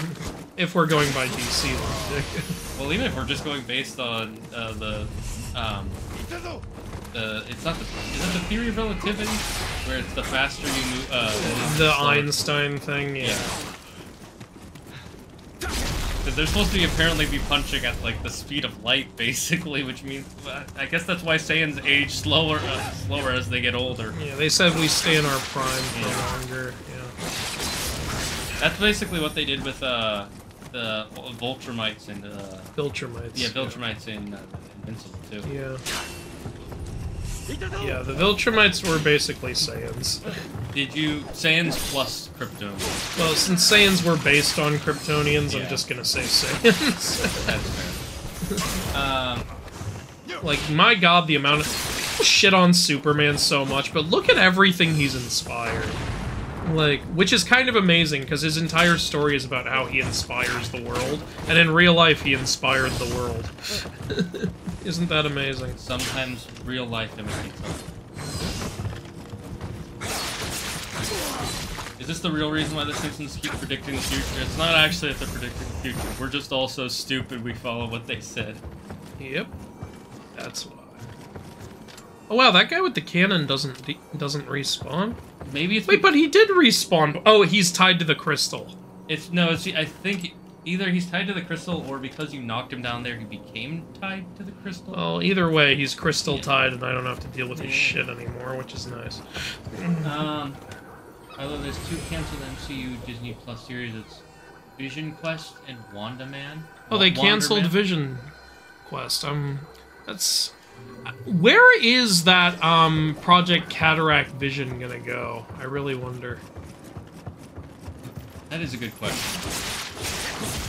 Because honestly, I don't think Marvel have good... I don't think they truly have a plan anymore with what they're doing. I think they're just hoping that they can... Yeah, I don't know what Marvel's doing at this point. I think they're just hoping... By the way, I don't suck so hard, I'm just not trying as hard because, you. like, the shrine is right there. Yeah, I get it. Like... It kind of feels like they're waiting for their next Iron Man character, and then to build up their universe around that. Yeah. And they want to do that with Captain Marvel, and that didn't work out. And some people are saying, like, Marvel should have just ended with Endgame. And yeah, I have mixed feelings about that, because honestly, it would have been a perfect ending. And they have gotten worse since then. It is... The thing is, though, I do really want to see a lot of my favorite Marvel characters who never got a chance to shine in the MCU have their moment, you know? No, I get that. It's really hard to... Yeah, it's really hard to pick which one you would want. It is getting to the point where I kind of wish they had ended at Endgame, though. Like... A lot of bad stuff coming out. Bad shows, bad movies. Again, I don't think they have this plan like they did with the first 3 phases.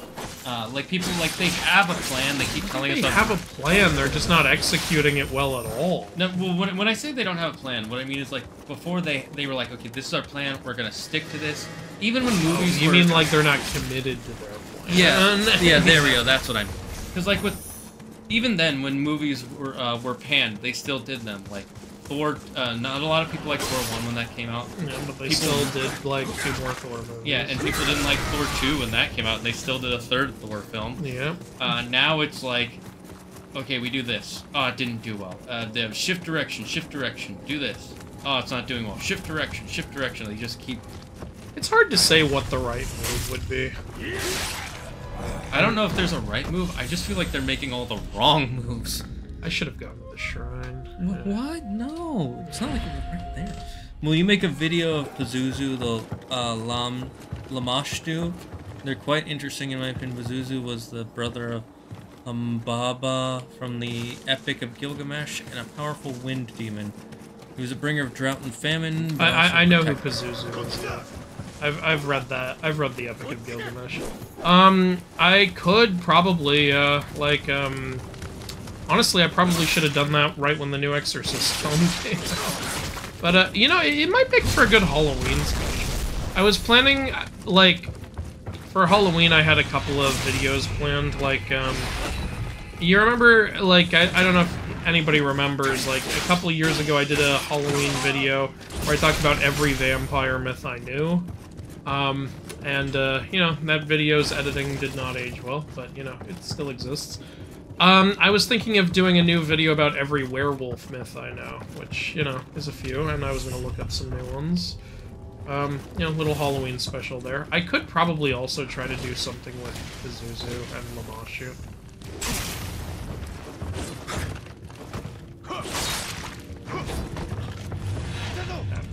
Double Let's just go back to the shrine.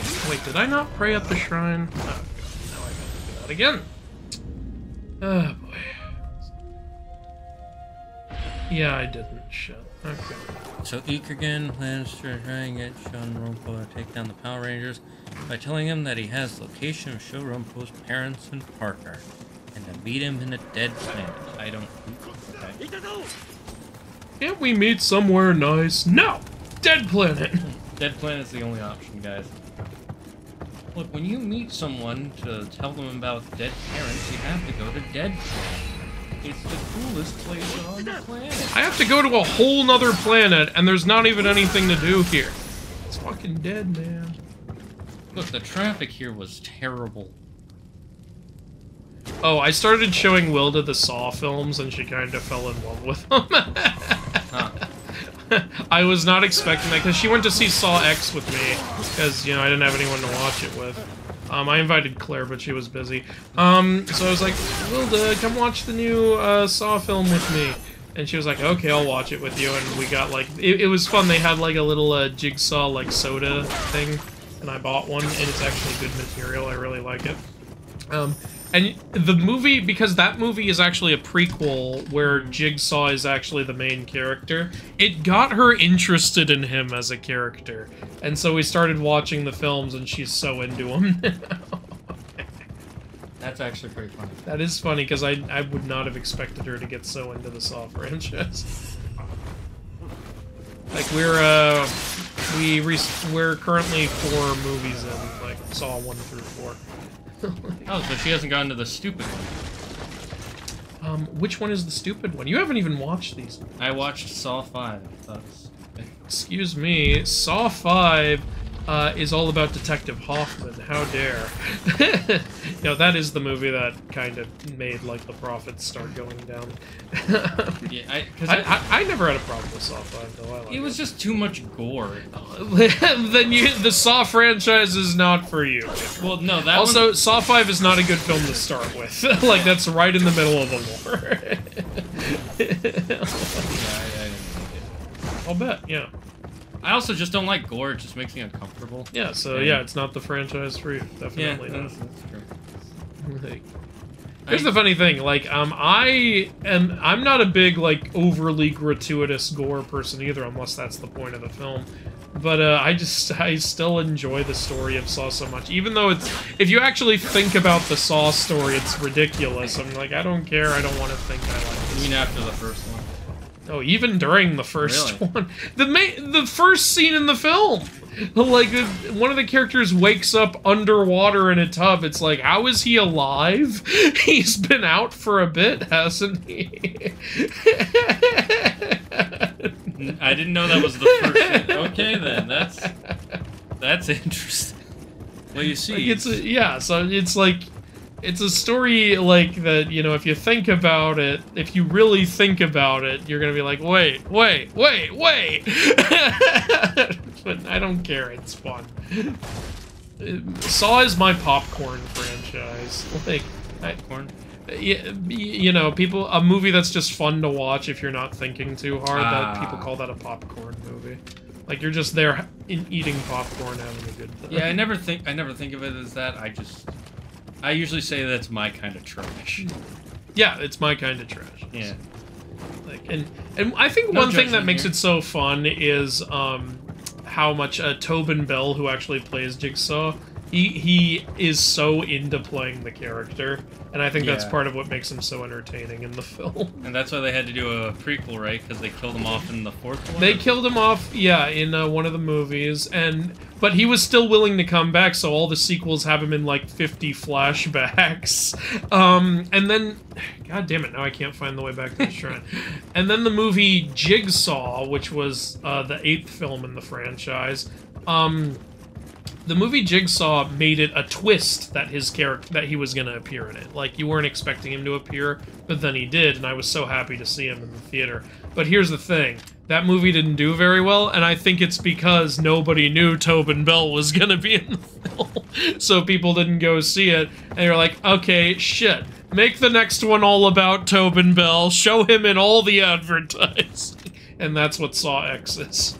Ah. Why is this one Saw X? I thought... Well, there's also another Saw film called Spiral, but that is a movie I heard such bad things about, I actually didn't go see it.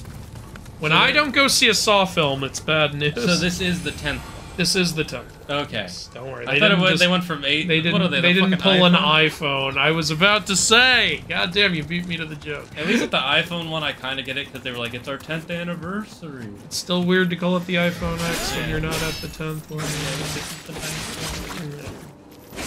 It's not gonna age well later. Yeah.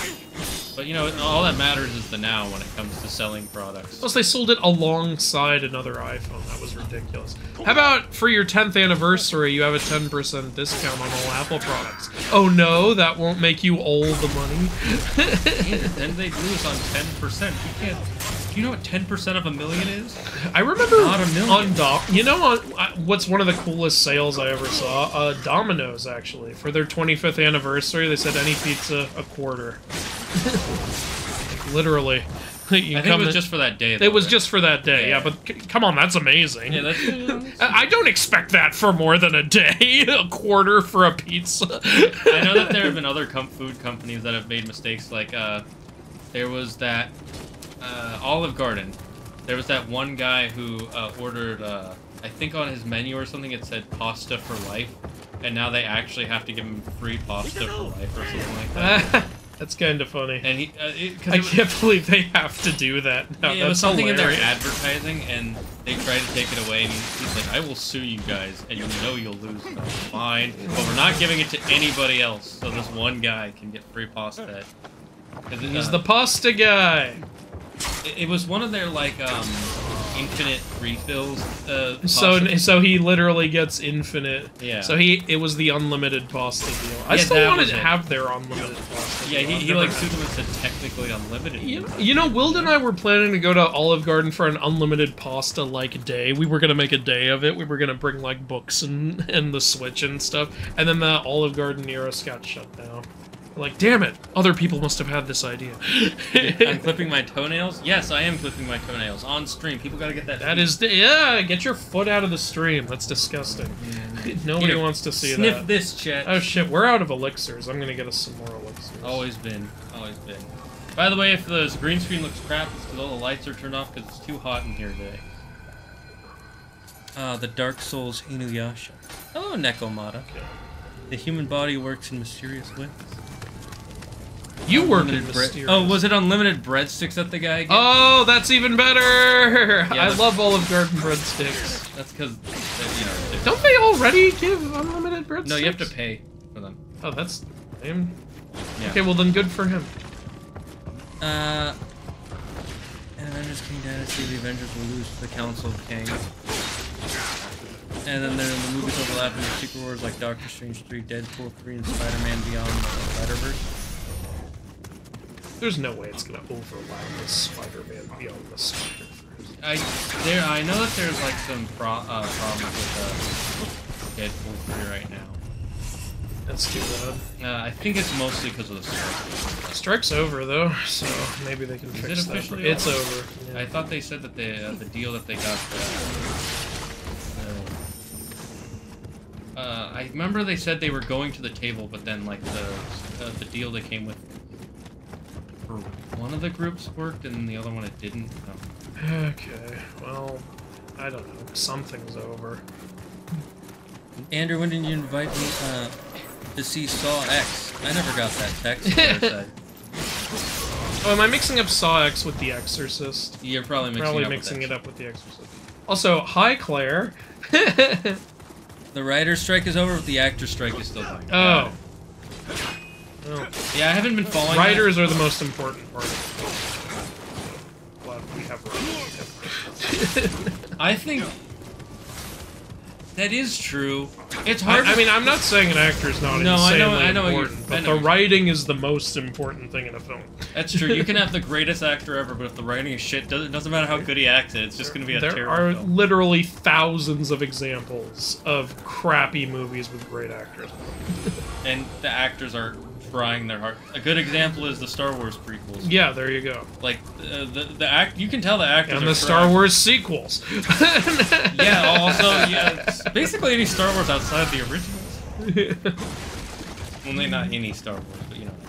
And I have a soft spot for the prequels, like, but you know, they're not good films. I think They're not great films. They're enjoyable films, and the one thing that they have over the sequels, for sure, is that they had a vision from beginning to end. Yeah, one thing, what the prequels did have was good lore builds. Yeah. Basically. It had stuff you could build off of and, like, make the lore better and more interesting. Mm-hmm. Like, you can see what George Lucas was trying to do.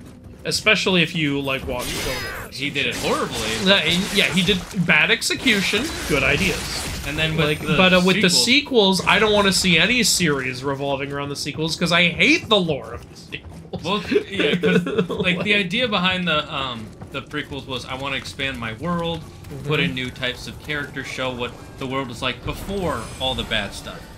The idea with the sequels is we're gonna redo all the bad stuff that was in the originals. And we're also not going to try to expand the Here's lore. the problem with sequels. No, 3 different ideas. Yeah, not the same idea. Like with the prequels, it was one idea. One idea. With the sequels, it was first movie idea. Okay, I'm going to repeat a lot of what the original trilogy did to prove we can make good Star Wars. All right, second movie idea. I hate Star Wars, and I'm going to shit on it as much as possible in order to try to do something new with it. Third movie. We're sorry. Please come back. We're not sure what we're doing anymore. Yeah, that was the movie that literally everybody said, oh, you guys, so you didn't have a plan. Yeah. You literally didn't have... They were just winging it from film to film. It's really bad. So stupid. Capivany? That reminds me of how some people from New York sued Red Bull for not giving them wings. Yeah, there were... That's why they don't say that in their ads anymore. They actually did that. That used to be a meme joke people would make. Red Bull does not give you wings. I didn't know you could sue them. You can sue for anything. Whether you win or not is a whole other story. I made a video joking about that, where like Icarus and his dad, alright son, I made you wings. No need, already got him, flies away. What? How did he, wait, what's this? Picks up a Red Bull. Damn it. They beat me to it. Cancelled shows because Marvel is spacing out projects more and forcing on the quality of the movie and shows more. Well, that's... Focusing on That's good, yeah, because, yeah, been a problem lately. Yeah, Kevin Feige said even before the strikes that they realized their problem was they were trying. If you look at the glowing bushes, there's usually one. I know where the ninja is. I was going to lure him out of his hiding. Ah. There's one over here. Right there. Yeah. There you are. Guys, stop carrying little lights with you. It's bad for your stealth. they're all carrying those glow sticks so their moms can find them. Their mother ninja. Yeah, Kevin Feige said, like, yeah, I think we got too ambitious with just trying to put out products, thinking we could just put out anything and it would be fine. I think it's good that he knows that. I do think that was part of the problem. I mean, that was clearly... I don't think that was his plan. That was clearly some other executive at Disney who was like, let's just put out Marvel stuff. Yeah, but, you know, Kevin Feige's making some decisions, so it's good that he, like, has an idea of what the problem is. And I like that he admitted that it was also partially his fault. 'Cause a lot of executives would just be like, well, it was a mistake, but it's not my fault. Like, it's good not to just not to blame the audience when something fails. Yeah, that's it. I don't know why anybody does that. Like, that is pathetic. Yeah. It's like if I give you a shitty meal and you go, I don't like this meal, do I yell at you? Like it's not my fault you were expecting the meal to be different. It's like... I wasn't expecting it to be, like, the best, but I was expecting it to be good. Like, you gotta do it. I don't want to use up an elixir because I'm trying to get us more. Oh, okay. Like, what I'm holding is all the elixirs we have. Fortunately, nobody's dropping it. Do you have the elixir? Yeah, I have it on, and we have 2 of those. So, I don't know why nobody's dropping them. Double check, I mean, just for Here. GPs. Oh. Yeah, you're right. I mean, it is only a 10% increase. Alright, let's see if we have any better gear. Anyway, yeah, anything new in the chat? Then you get Star Wars Clone Wars, which was better series than all the sequels together. Yeah? From what I can tell, yeah. Let's talk about Larson is leaving Captain Marvel because she's tired of the fun backlash. The fan backlash. Fan backlash, yeah. Yeah, I mean, honestly, I don't think Brie Larson's that much of an actress, so I'm okay with that. Apparently... I also think she's kind of stupid based on some things she has said. Yeah, that was... Like, it's... No like, white males I don't need to hear what white men are... what white men have to think. It wasn't made for you. You're white. And, You know who also, reads comic books, right? You realize, like, that's basically her way of dismissing criticism, and Yeah. it's like, anybody can critique. Yeah. Like, that's not... What you look like, how you were born should not determine whether your opinions matter. And she was saying that about the Wrinkle in Time movie, I think. And, Was she? Like, I don't even know why. It's such a dumb thing to say. I know that the thing is she did win an Academy Award, so I guess she can act, but well, I'm also, just saying her Captain Marvel performance didn't impress me at all. To be fair, honestly, I think most of that, a good portion of that was the writing. Oh yeah, really no, weird. writing was bad too. Yeah. But it's like But we had I've seen bad writing movies where I'm like, you know, I would like to see this actor in something better. I think they could do a way better job with it. Like, and when we were watching Captain Marvel, I was like, no. I'm not seeing it. Yeah. Yeah, like, for instance, in the Captain Marvel movie, we get Nick Fury. He's fun in it, and you know who else was great in it?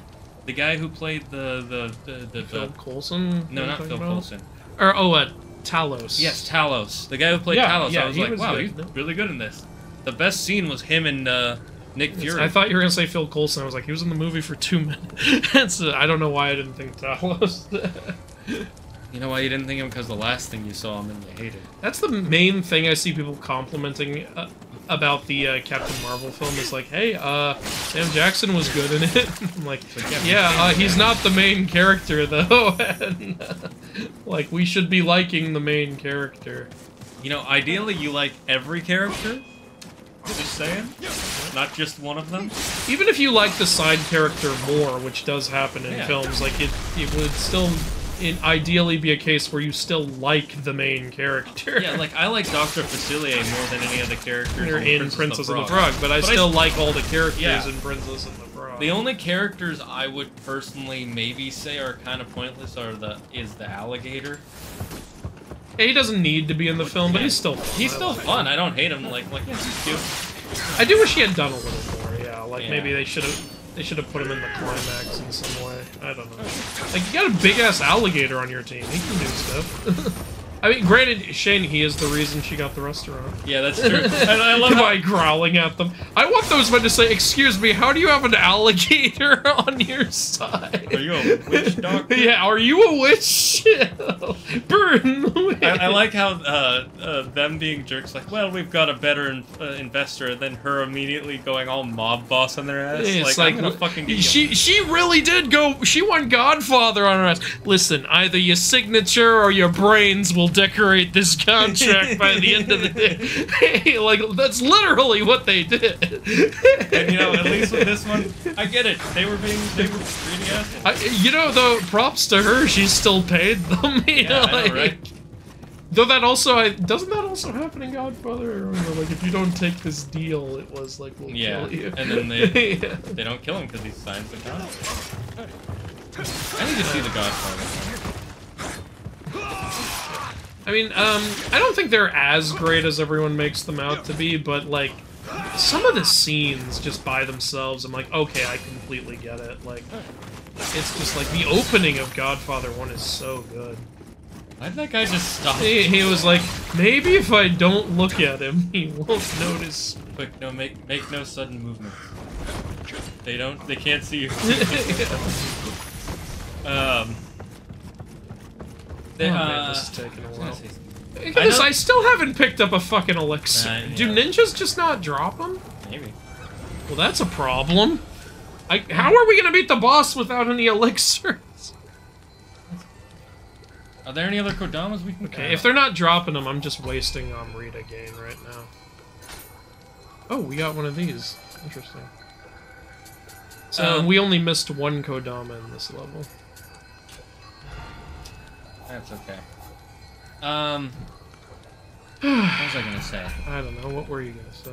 I know one of the reasons why people really like The Godfather is because it was one of the first films where the sequel is considered better than the original. The sequel is really good. It's mainly good because it goes into Vito Corleone's backstory. Yeah, and I remember when it was coming out, everybody said, this guy won't be able to play Vito Corleone. He Robert looks too De young. Niro, Yeah, and all that stuff. Well, he's supposed to be young, is the thing. But when he looked too babyface at the time. Oh yeah, but they did stuff with his face, like with Marlon Brando with the cotton balls. Mm-hmm.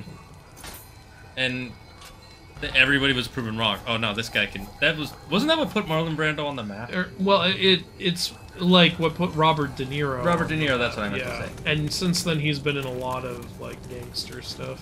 Which makes sense. He does a good job playing a gangster. Like he's been in pretty much all of Martin Scorsese's films. Yeah, that's because apparently they just really work well together. It's Yeah. like Martin Scorsese likes reusing actors. Like Robert De Niro's in almost everything. Joe Pesci's in almost everything. that's pretty normal apparently in Hollywood. Like with Tim Burton and Yeah, that's the gold example right there. Tim Burton with Johnny Depp and Helena Bonham Carter. And I know Helena's his wife and all. Are they still married? I don't know. I don't know if they're still married, but they were. They were, yeah. I love that one meme. What do you mean there are... Oh, now that I de-equipped the elixir thing, I'm getting elixirs. The ninjas are just like, fucking with you. Was that quote? What do you mean there are actors other than Johnny Depp? Did you know about this? I hope Johnny Depp gets a new film soon. You know, he said he'll come back to Pirates if Disney publicly apologizes. Because they fired him over the domestic stuff, like, but now that he's been acquitted of it, like, they honestly should. I would like him to come back, but not for a new Pirates. Honestly, look, I love Johnny Depp, but the Pirates of the Caribbean films aren't good anymore. Yeah, they're just not good anymore. Yeah, once the third one was where it started being like, okay, maybe no. The second one had problems already, kind of, but, like, there was a lot of great stuff in it. Davy Jones's design is great. Yeah. And honestly, actually, there's a deleted scene that makes the Liar's Dice scene way more tragic. Like, they should have kept it in. Liar's Dice scene? Do you remember the Liar's Dice scene when he tries to win the map to the key? No, I don't remember.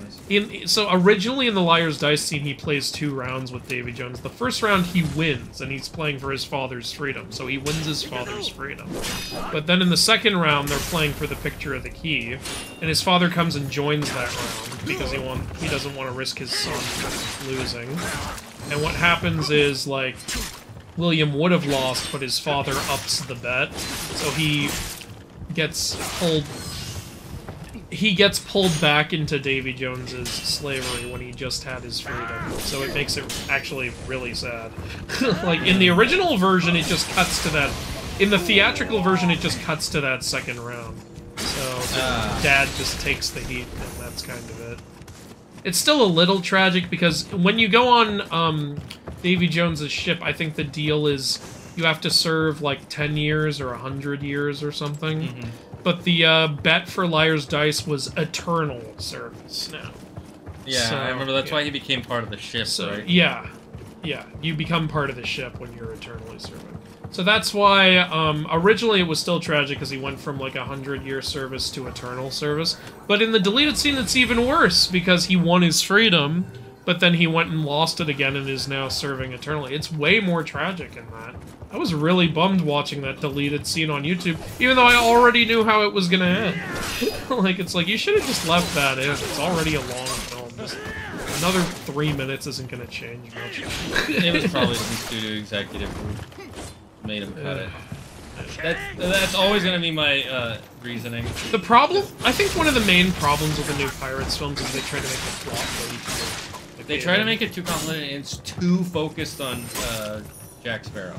If you watch the first one, the best one, Jack Sparrow is a side character.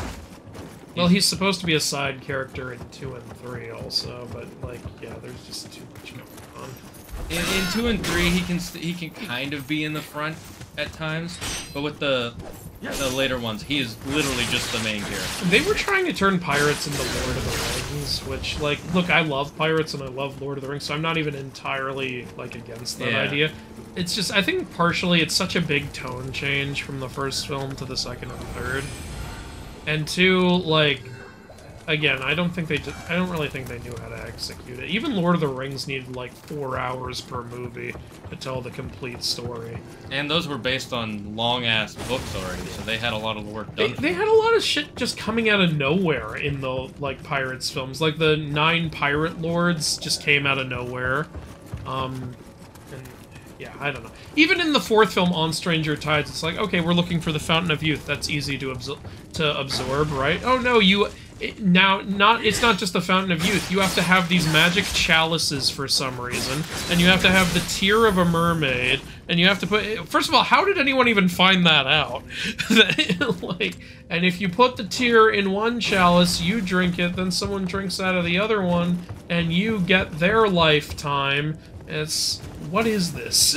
Like, yeah, then that guy falls in love with the mermaid, and she falls in love. It happens out of nowhere, also. It's not really... Like, at least with the Will Turner... With Will Turner and Elizabeth, I felt that love story, honestly. You can see that they like each other. Even before... the film. Yeah. And it's more of, like... It's not, like... They don't, like, fall in love during the film. You can tell they've already liked each other, because they grew up together. But, like, you know, they're... You know, she's expected to marry someone of higher standing. And, like, Will doesn't even know Elizabeth likes him, obviously. He thinks he's in the friend zone, but you can tell by the way she looks at him that she likes him. It's cute, actually. It's a really cute relationship. Because the original Pirates movie, if you really look at it, it's more of a love story than anything else. It's such a good film. It is. Honestly, I rewatched it a few years ago. I'm like, man, this is even better than when I was a kid. I've watched dissections on that first fight scene between Will and Jack Sparrow.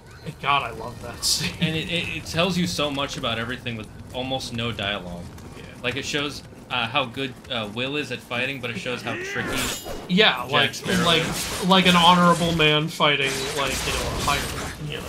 And then it shows that Will's he's open-minded enough to learn. Yeah. He's willing. I also like that Will figures out that Jack knew his father. Like, based on context. Because, like, the way Jack talks to him, he's like, so, what's your name? Will Turner. Will. Oh, that's short for William, right? No doubt named after your father. And I remember hearing that when I was rewatching. I was like, what an unnatural thing to say. Yeah. And then Will, later in the film, is like, I'm not a fool, Jack. You knew my father, didn't you? And I'm like, yes, of course. That's like, yeah, he picked up on that too.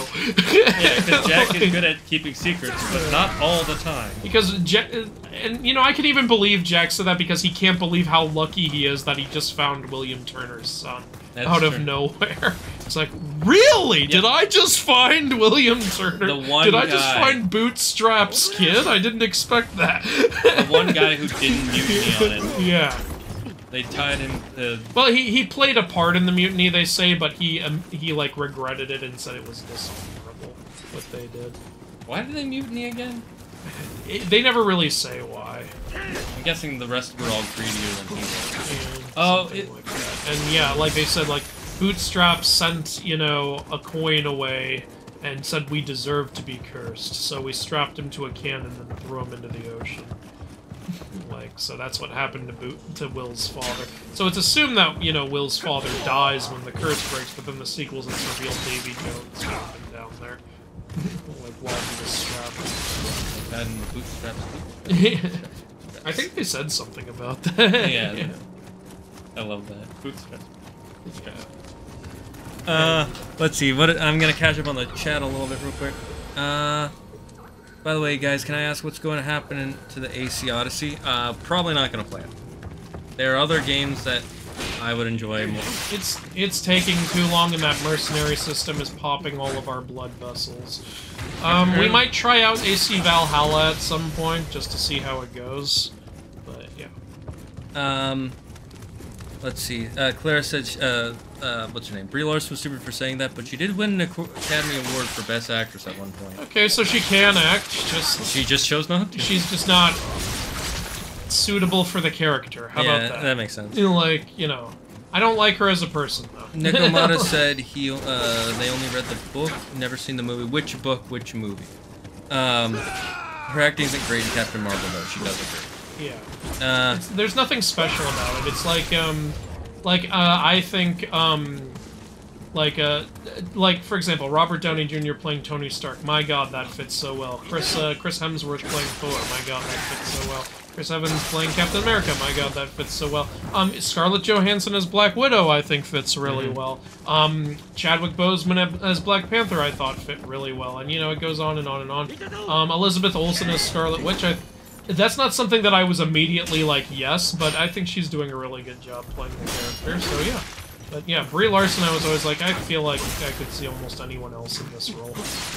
Also, I don't know her name, but whoever plays Mantis plays her so endearingly. Is another great example. What is her name? Sorry, Mantis, you're a great actress, but you're so good we only think of you as Mantis. I thought you were trying to say Phil Collins. I was like, huh? I mean, usually the sidekick villains and background characters are great. That is true. Oh, Yuki wants a life tip? Fuck, I had a life tip for, yesterday. Alright, here's a life tip. If you find yourself in a shadow duel... What is this, Yu-Gi-Oh? Yes, if you find yourself in a shadow duel, make sure you're the one with the Millennium item. First of all, I think they call it a shadow game. Yeah, but I wanted it to be clear I was talking about Yu-Gi-Oh! Yeah, Millennium items are basically just cheating. They are. Yeah, one of them lets you read your opponent's mind. That's the strongest one ever. I like how though they so get on Pegasus for using his Millennium item. They're always like, man, that cheater! I can't believe he's doing this. It's like Yuki's been using his the whole show, guys. And he turns. And then he uses his to counter Pegasus's. So. Really, I mean, may the best cheater win, like, is how it's going. Then the rest of the Millennium items, they just do not equate to how OP Pegasus's was, because it's like, the key, it can unlock your soul. Yeah. The rod can turn you insane? I think the rod lets you control people's minds, doesn't it? Yeah, that one's confusing because they had the whole split personality Merrick thing going on as well. The necklace lets you look into the future, but it isn't always right, so it kind of sucks. Because it was wrong about her beating Kaiba. And then the ring is able to let you find other Millennium items. So that one's actually pretty good. Yeah. But it's also possessed by the evil spirit. The ring is for the completionists who are trying to complete the collection. How many yokai have we found so far? I don't know, like how many 15? Yokai? Do you mean yokai in general or Kodama? I think he's just asking about in the game how many yokai. Well, we found some Oni. We've battled Itan Momens, Hasa Obake, the giant monks, the Wanyudos. The Kappa? Where's the Shirimega? I can either upgrade... Nekomata says, we want a mob boss Disney princess movie now. I think we need more ki. Like, that boss keeps draining. Yeah, we haven't really upgraded our ki in a long time. Now ki and skill are our two biggest Damn, things. Baron's here? What y'all talking about? Just arrived. Honestly, I've lost track of films, I guess. Pirates of the Caribbean. Yes, that. But you'll play AC Mirage, surely. I don't know. Try that out. I hear it sucks. Really? I've heard it's pretty good. Well, then let's find out. It's you like want to play it on stream? Maybe. I've heard it's more like the older Assassin's Creed. Oh yeah, I know that was the whole idea from the first place, but I don't know. Everything I'm trying to avoid any spoilers on it, but everything I'm seeing says AC Mirage does everything wrong. Like AC Mirage evolves the franchise just backwards. That might just be fans of the new ones, but possibly, I don't know. Because I have a friend who liked the older style, and he said it's closer to the older style, so I kind of like it. There was one complaint he had, though. You remember how the alert mechanic would work, where if you alerted the guards and you could run away and hide and it would turn off eventually. Yeah. Apparently it lasts for fucking ever. Like, it's really hard to get rid of it. My god, what do they care about? Justice or something? What is this? Yeah, but if you're playing a video game, it's like... I know. I'm saying that for the audience to let, you know... Okay, I think I'm gonna level us up one more time. What time is it? 6 o'clock. Okay, yeah, just one more level up, and then we're gonna start trying. Andrew got it. They're called shadow games. Oh, I'm sorry. Tony Stark's superiority. Robert played his role perfectly. Yeah. Well, that's kind of an interesting debate. While I do agree he played the version that they made perfectly, the funny thing is Iron Man in the comics before that film was not quippy like how he is in the films. He was a lot more of a serious and kind of straightforward character. And so, in a sense, he played it perfectly in the fact that he changed the character to a better version of the character, in the sense of he played it like the original character. He did not play it perfectly, so it's a very hard, fine line, but I agree. Fantastic Iron Man, glad how he changed the character. And I think it was a good way to change it, as I've said before, because, like, Iron Man's a little bit of a dick in the comics, right? Yeah, he's selfish, but not funny at all, very often. Yeah, but I think that's good because, like, if you want to make, like, someone kind of a likable jerk, the best way to do that is to make them more sarcastic. Yeah. Kind of like, you know, Malcolm in the Middle and shit like that. Yeah, that makes sense. Like, everyone in Malcolm in the Middle is awful, but they're so funny to watch, so people don't mind. That's one reason, like, that's one of about 500,000 reasons why the new Velma show doesn't work. Like, people keep saying, like, oh, you just hate this character because she's a woman. Like, you all love men when they're assholes. No, like, people like an asshole character if they're still entertaining to watch. Like, the characters in It's Always Sunny in Philadelphia. Like, one of them is a woman, and everyone still likes to watch her, even though she's a horrible person because she's so funny to watch. Like, the new Velma show is funny.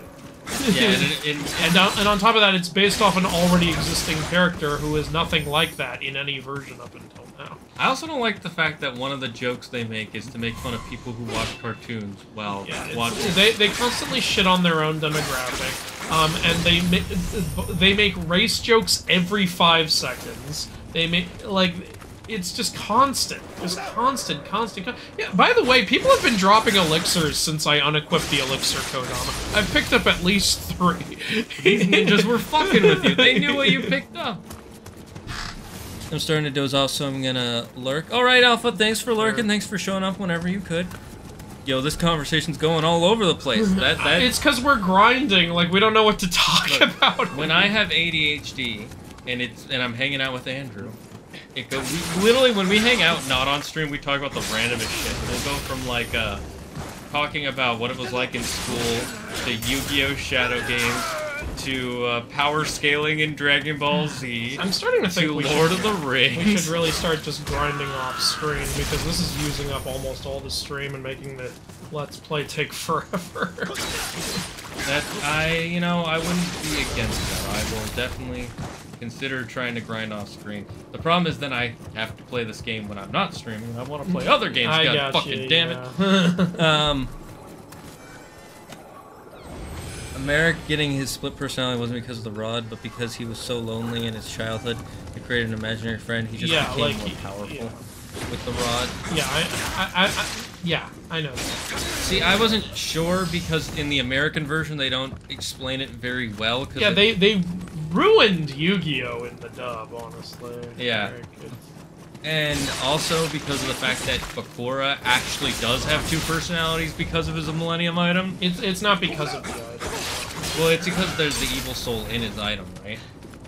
Oh, wait, Bakura. Sorry, I mixed up Bakura with Merrick again. Yeah, because they have a character who does have 2 souls. And they have Yugi. 2 characters that do. So my thought was you thought that was another one. Yeah, it's just another one. And then I watched it later in Japanese. I'm like, oh no, he actually has split personality because he was fucking traumatized by his dad. Because his dad was an abusive asshole. Yeah. And when he finally, like, when the personality broke out was when his dad was whipping his brother.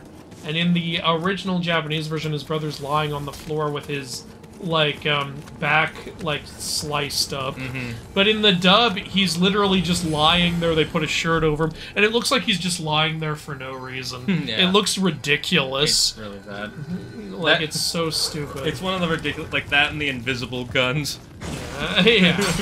I like how they still animate them pointing their fingers. Also, instead of like the Millennium Rod actually has like a sheath you can pull it out of, and it's a dagger. Yeah. In the 4Kids version, he pulls it out and it's just got a rounded base. It's like, what's he pulling out? It's the same as it was before.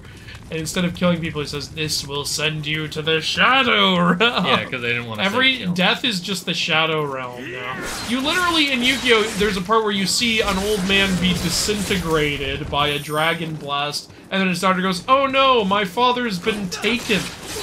Taken where? Taken where? The sequel to Taken 1, 2, and 3. That dragon actually shot an abducto beam. It was a freaking ray. He's now inside the dragon's eyeballs. So stupid. Like this whole like, oh no, kids can't handle that characters are dying. Yes, they can. Apparently, the reviews that Yuki has seen say that the story-wise, the game is really weak, but gameplay, it's back to the older game. Okay, so maybe people are just dumping on the story. Maybe. Which doesn't surprise me all that much, you know? I thought Assassin's Creed Origins had a terrible story. Yeah, and Odyssey had a much better story than Origins, but it wasn't enough for me to... But yeah, they... I like the old Assassin's Creed story because it felt like it was world building, and then you would get cool characters within the world building. Like, I like the Syndicate players. They're not super great, but I found them both interesting. That game still should have been 2-player. I don't think should have, but could have been, because making it 2-player actually does take up development time. I don't know if they would have They can't release one game a year. Well, yeah, that's the biggest problem, is that they were releasing a game a year. That was so... I'm still standing by it. Should have made the game 2-player. That would have been a good way to mix it up and make people interested in your franchise. You need to evolve if you want to keep people interested. It doesn't mean you have to change everything. You need to at least introduce at least one interesting thing per game. Ironically, they did evolve, and that's how we have the current the Origins and Odyssey. Whoa, what did we just get? I'm guessing Pro reached maximum proficiency with your first weapon. Oh, we haven't done that before? No, I think it's because we've never had a weapon that could have maximum proficiency. Like, look at the current one. It's gotta be this, right? I guess maybe we've never maxed it out? But didn't we... Oh, we didn't reach it. Wait, no, that's familiarity. Is proficiency also familiarity? I don't know. Yeah, I don't know. Hey, I'm the exact way. I love conversation like this because I have conversations like this. Awesome. Hog. Love that Nekomata. Bill Cipher, likable jerk. Aku, likable jerk. Seshomaro, likable jerk. Probably because he's hot. Yeah, well, there you go. The Velma character isn't even adapted properly. That's true. It's not. The Velma show is so bad. It's so bad, and people were dumping on it so much that I was a little sad it wasn't myth related, because it was like, oh, this could make me so much. I hate typing. Don't worry about it. If you make a typo, I might read it wrong because I'm stupid, but I'm not going to judge you because I make typos all the time. I might jokingly judge you, so look out for that. I feel it when a character's actor or VA is doing their own thing with their role. I think that makes them a more likable character, protag or antag. It can. It depends on how they're doing their own thing, though. Because if you have, like someone's playing Batman and they start, like, he's making quips all the time, you'd be like, okay, this isn't Batman. It would start to piss you off. But, you know, if he adds a new element to the character, like, he's like, I don't know if I should be doing this. Like, like, if it's an early stage Batman, you know, he's not sure of himself. Yeah, or like if you see Robin and he doesn't say, "Holy great skies of death, Batman," then you know that's not a proper Robin. And my papa's been beamed up by Dragon Eye laser beams multiple times. You should talk to somebody about that. Clearly, it's a teleportation laser beam. Clearly. It's like Star Trek teleporting all over again. I love Merrick. Everything about him was great, from his design to his personality. And he somehow gets hotter when he becomes crazy. Okay, Toko, come So down. you want Merrick to put his mare dick? I don't know. He probably would. Bye, guys. See you next week. I have to do some work now. Thank you for the fun time. How dare you? You're but also welcome. Thank you for stopping We by. do everything for you. That's an intimidating armor set. Thank you. Thank you.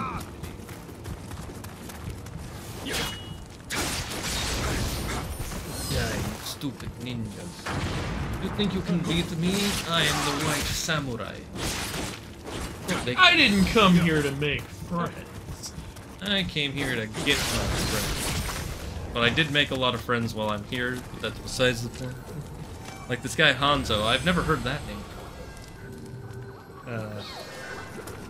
I do find it funny that basically every Japanese series has to have a character named Hanzo in it at some point. Like, yeah, usually when it's a ninja.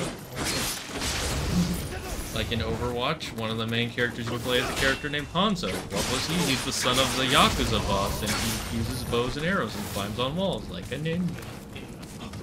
And in Mortal Kombat, Scorpion's real name is Hanzo Hasashi. We reached maximum familiarity with your current Kusanagi, even though I wasn't using it. Yes, I would. I wouldn't mind that with quite a few of the older man Yu-Gi-Oh characters. Hoko, you're underage. That's illegal.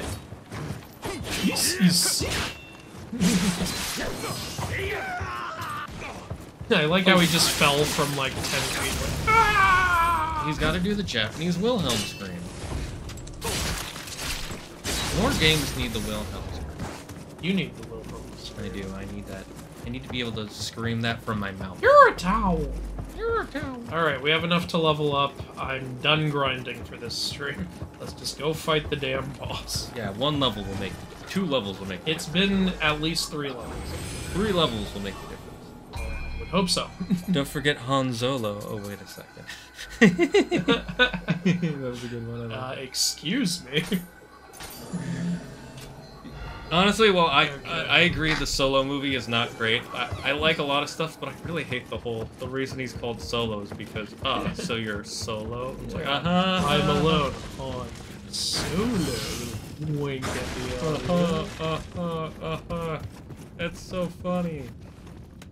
I did like the way him and Chewie moved. I did like that too. I did find it a little dumb that he speaks. It was an elective college. One of the honestly the best parts of that film were when Han and Chewie were hanging out. Yeah. It made them feel more like people and less more like, hey, these are the popular characters from Star Wars. I personally thought it was really dumb that the Empire has an ad for joining the Empire and they play Darth Vader's theme during their ad. To be fair, it's not Darth Vader's theme. I know, it's the Imperial March. So it would be the equivalent of playing I guess the national anthem. I'm not going to use any elixirs during this fight because I'm just going to you do have your super battle. I know. Well, if you get close.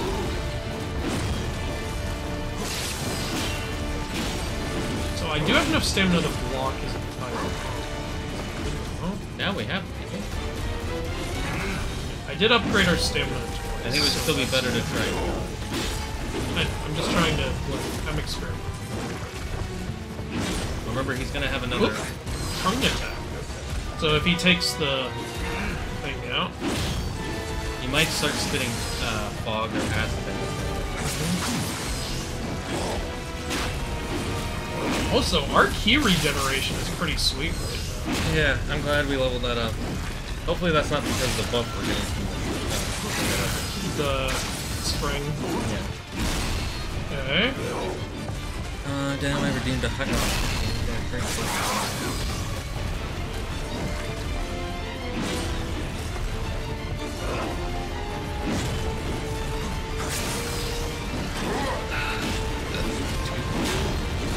And a water voice. I don't. Oh, you want me to do this voice? Oh, fuck. So, that was actually doing When you pretty fight the guy, maybe don't get hit by that. good. Maybe fuck you. Ever think of that? No, I've never thought of that. Water. Yes. Okay. What? We're sponsored by water. The We're not greatest sponsored soft by drink any. on the market. You're just giving water free advertising. And you know what? I think water's overrated. What's that line from The Boys? Fuck Fresco. That was a good line. That plot line was very funny. I liked it a lot. Don't use Splatoon language. Okay. Oh my gosh, is Frog from Chrono Trigger. Not Should I Frog. do Animal Crossing? I mean, so you don't... I don't know what the chat is talking about. Oh my god. Guys, you've broken Andrew. Good job. I have no idea what you guys are saying. To the man who said, oh, water is overrated, I will end you. Water is the best flavor. Typos everywhere. Kick his ass. Or, you know, that. I was trying to look for our Alfredo. All 5,000. That's the value of 2 ninjas. Go ahead. Try Play. one more time. I do think we're capable of beating him. How we are, because I was doing pretty good, and I didn't use any elixirs. Why didn't you just kill him that time? I was experimenting. I committed to not Who spend. let him cook? Who let him cook? I let him cook. And also, yeah, it's kind of teeterous. It's kind of tedious that you don't get your elixirs back when you die, so it's like, oh, so am I just gonna go run around killing guys again now? I'm fine with that, over the having to get to the spawn. Yeah. Because at least... If I could pick something, I'd still just go with the spawn point. Yeah, that would be nice. It's like in Ratchet and Clank how you don't get your ammo back when you die. Yeah, that can be, really stressful. devastating. I wish at the spawn point there was an option to buy elixirs. Can I use all this ridiculous money for something? I know, right? Why is money...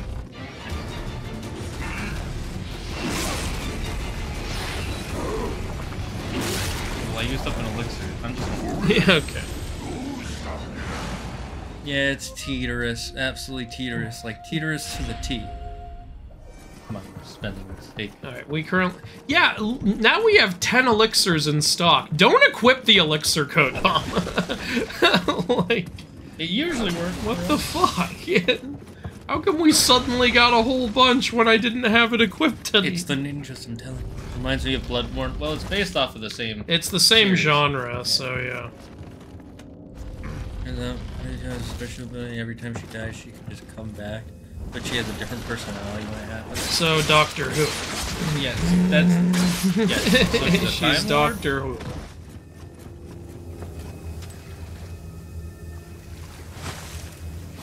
Kind of see if there's anything interesting news with Doctor Who. Because I stopped watching when Chris Chibnall and Jodie Whittaker took over. It ruined it. Because, you know how Rian Johnson was like, I was always disappointed with this point in Star Wars, right? Uh-huh. You know who said that about Doctor Who? Chris Chibnall! Like, one of the most famous eras of Doctor Who, one of the most loved episodes, he was like, I remember watching this and being very disappointed. And everybody thought... Maybe you shouldn't be doing Doctor Who, then. Yeah, that's literally... Everybody thought, why did you put this guy in charge of Red Doctor Who again? It's like everyone working on the Disney Snow White remake. Hey, by the way, we hate the original. The original. Like, if you hate the story, why are you being trusted with the story? Why didn't they hire people who like the story and want to pay homage? That would be like if you walked into a building and said, I really hate kids, and their first thought is, great, you should be a kindergarten teacher. Yeah. Like, I'm sorry, what? Yeah. When he does the bounce attack, just block it, because it will drain 80% of your health, and it won't drain that much of your stamina. I think when he's doing those swing and stabbing, it's better to dodge. Oh, whoops. I meant to stab. Yeah. I meant to dodge on this side. You still have that healing.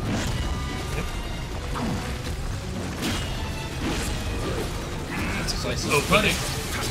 I now like it when he does that combo, because I figured out how to get behind him during it. Oh, he's throwing bombs? Yeah, that's what killed me that one time. I think it's because you're so far away. Oh, yeah, he does. He's doing a whole lot of stuff. Oh, shit, I pressed the dodge button.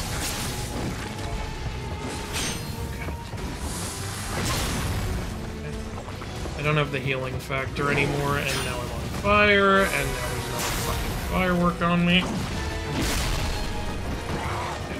Got it off, you're good. I still have half my elixirs. Don't stand so far away, because that's like fire. I have to stand far away, because that's how I get around his... And that... God damn it. Now you gotta stand, I think, a little closer. Yeah. The 14th Doctor is just the 10th Doctor again. Yeah, they did do that, and I'm not... I don't know how I feel. And they're bringing back the writer who was writing during that time, too. Like, literally, Andrew, you know, David Tennant was the 10th Doctor. Yeah, I know. Well, Jodie Whittaker is regenerating into David Tennant. Yeah, I think it's because they're desperate for the fans to come back. David Tennant is the most loved Doctor from what I've seen. It's between him and John Baker. Because I think it's John Baker. Because John Baker had like 7 seasons of the show. Okay, this way, and then... Oh, there it is. Keep going to the right. Yeah. There you go. Frankly, it's embarrassing. It's very clear rather than she hates the original story of Snow White, it's more of the fact that she hasn't really watched the movie. She doesn't know the plot at all. She has misinterpreted she hasn't watched it, and she hates it. It's very clear she doesn't like it, even though she knows nothing about it, and clearly either hasn't watched the film or watched it once when she was 5 and hasn't watched it since. Or she has watched it and saw and just misinterpreted everything. Okay, one of 3 things happens. She hasn't watched it, she watched it and was on her phone the whole time, or she's so unbelievably dumb that while watching it she completely misinterpreted absolutely everything. I'm giving her the benefit of the doubt by saying she hasn't watched it. That is true. Yeah.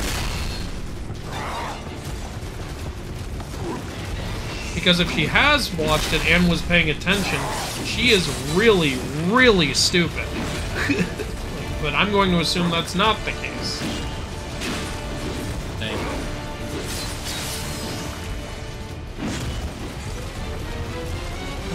To be honest, my favorite was Matt Smith, but he fell the least loose. Yeah, a lot of people really like Matt Smith, yeah. too. I just think David Tennant is the most.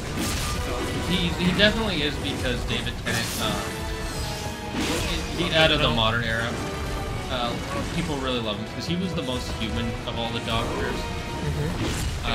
And he had some of the best storytelling because it was during the era where... Yeah, like, people really like the Weeping Angel story and everything. Yeah, well, it's because it's during the era where the 2 best writers of modern Doctor Who were working together.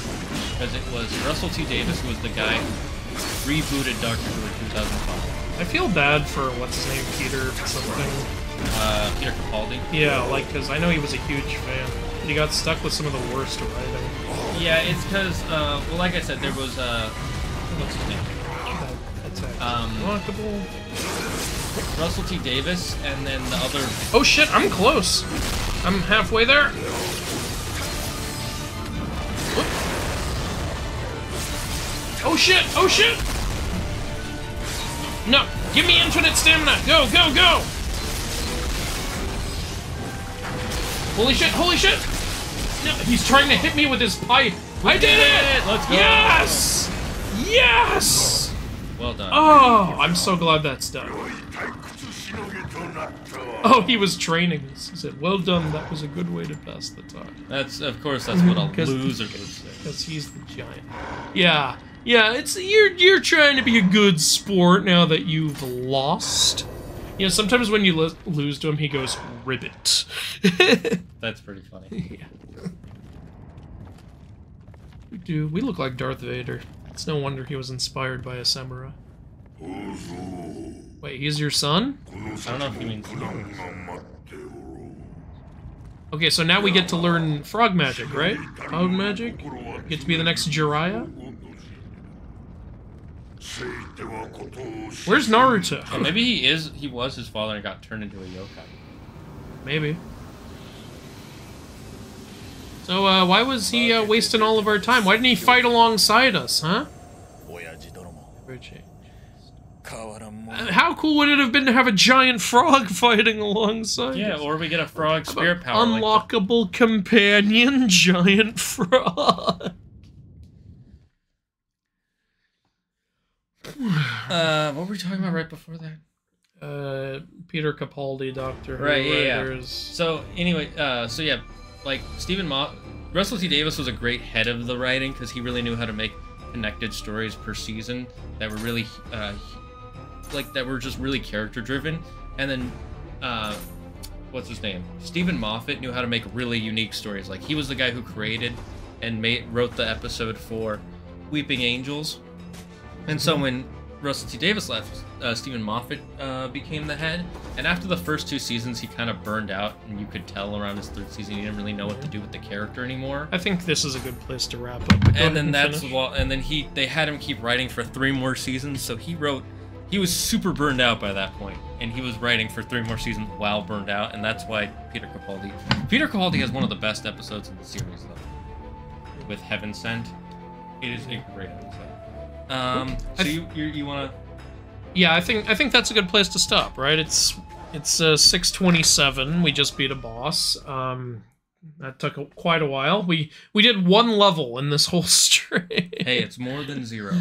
But yeah, like the upgrades to our stamina were a big help. So yeah, key whatever. It was really great. Do you have anything else you want to tell the chat before we head on out of here? If you haven't already, go watch the Clash of the Titans video. We both spent a lot of time on that video. Yes. So you should watch it like 50 times with your ad block turned off. Yes, watch it. Just play it in the background 24/7. Ad block turned off. Mute the tab. It'll still count. Yeah. That way it gets the views and we can buy a sandwich. Yeah, and then, cents. I actually have a whole playlist called Reviews, Discussions of Myth-Based Stuff. How about you open that playlist in a few different tabs on several different devices? Anyways, thank you guys for watching the video. Thanks for being here for the stream. We'll see you all tomorrow for Thrashing Thursdays. Until then, stay safe, stay smart, stay healthy. Most importantly, be thankful for everything and everyone in your life. And the #1 rule here in the Dragon's Den, don't believe in yourself. Believe in me, who believes in you. Bye-bye, chat.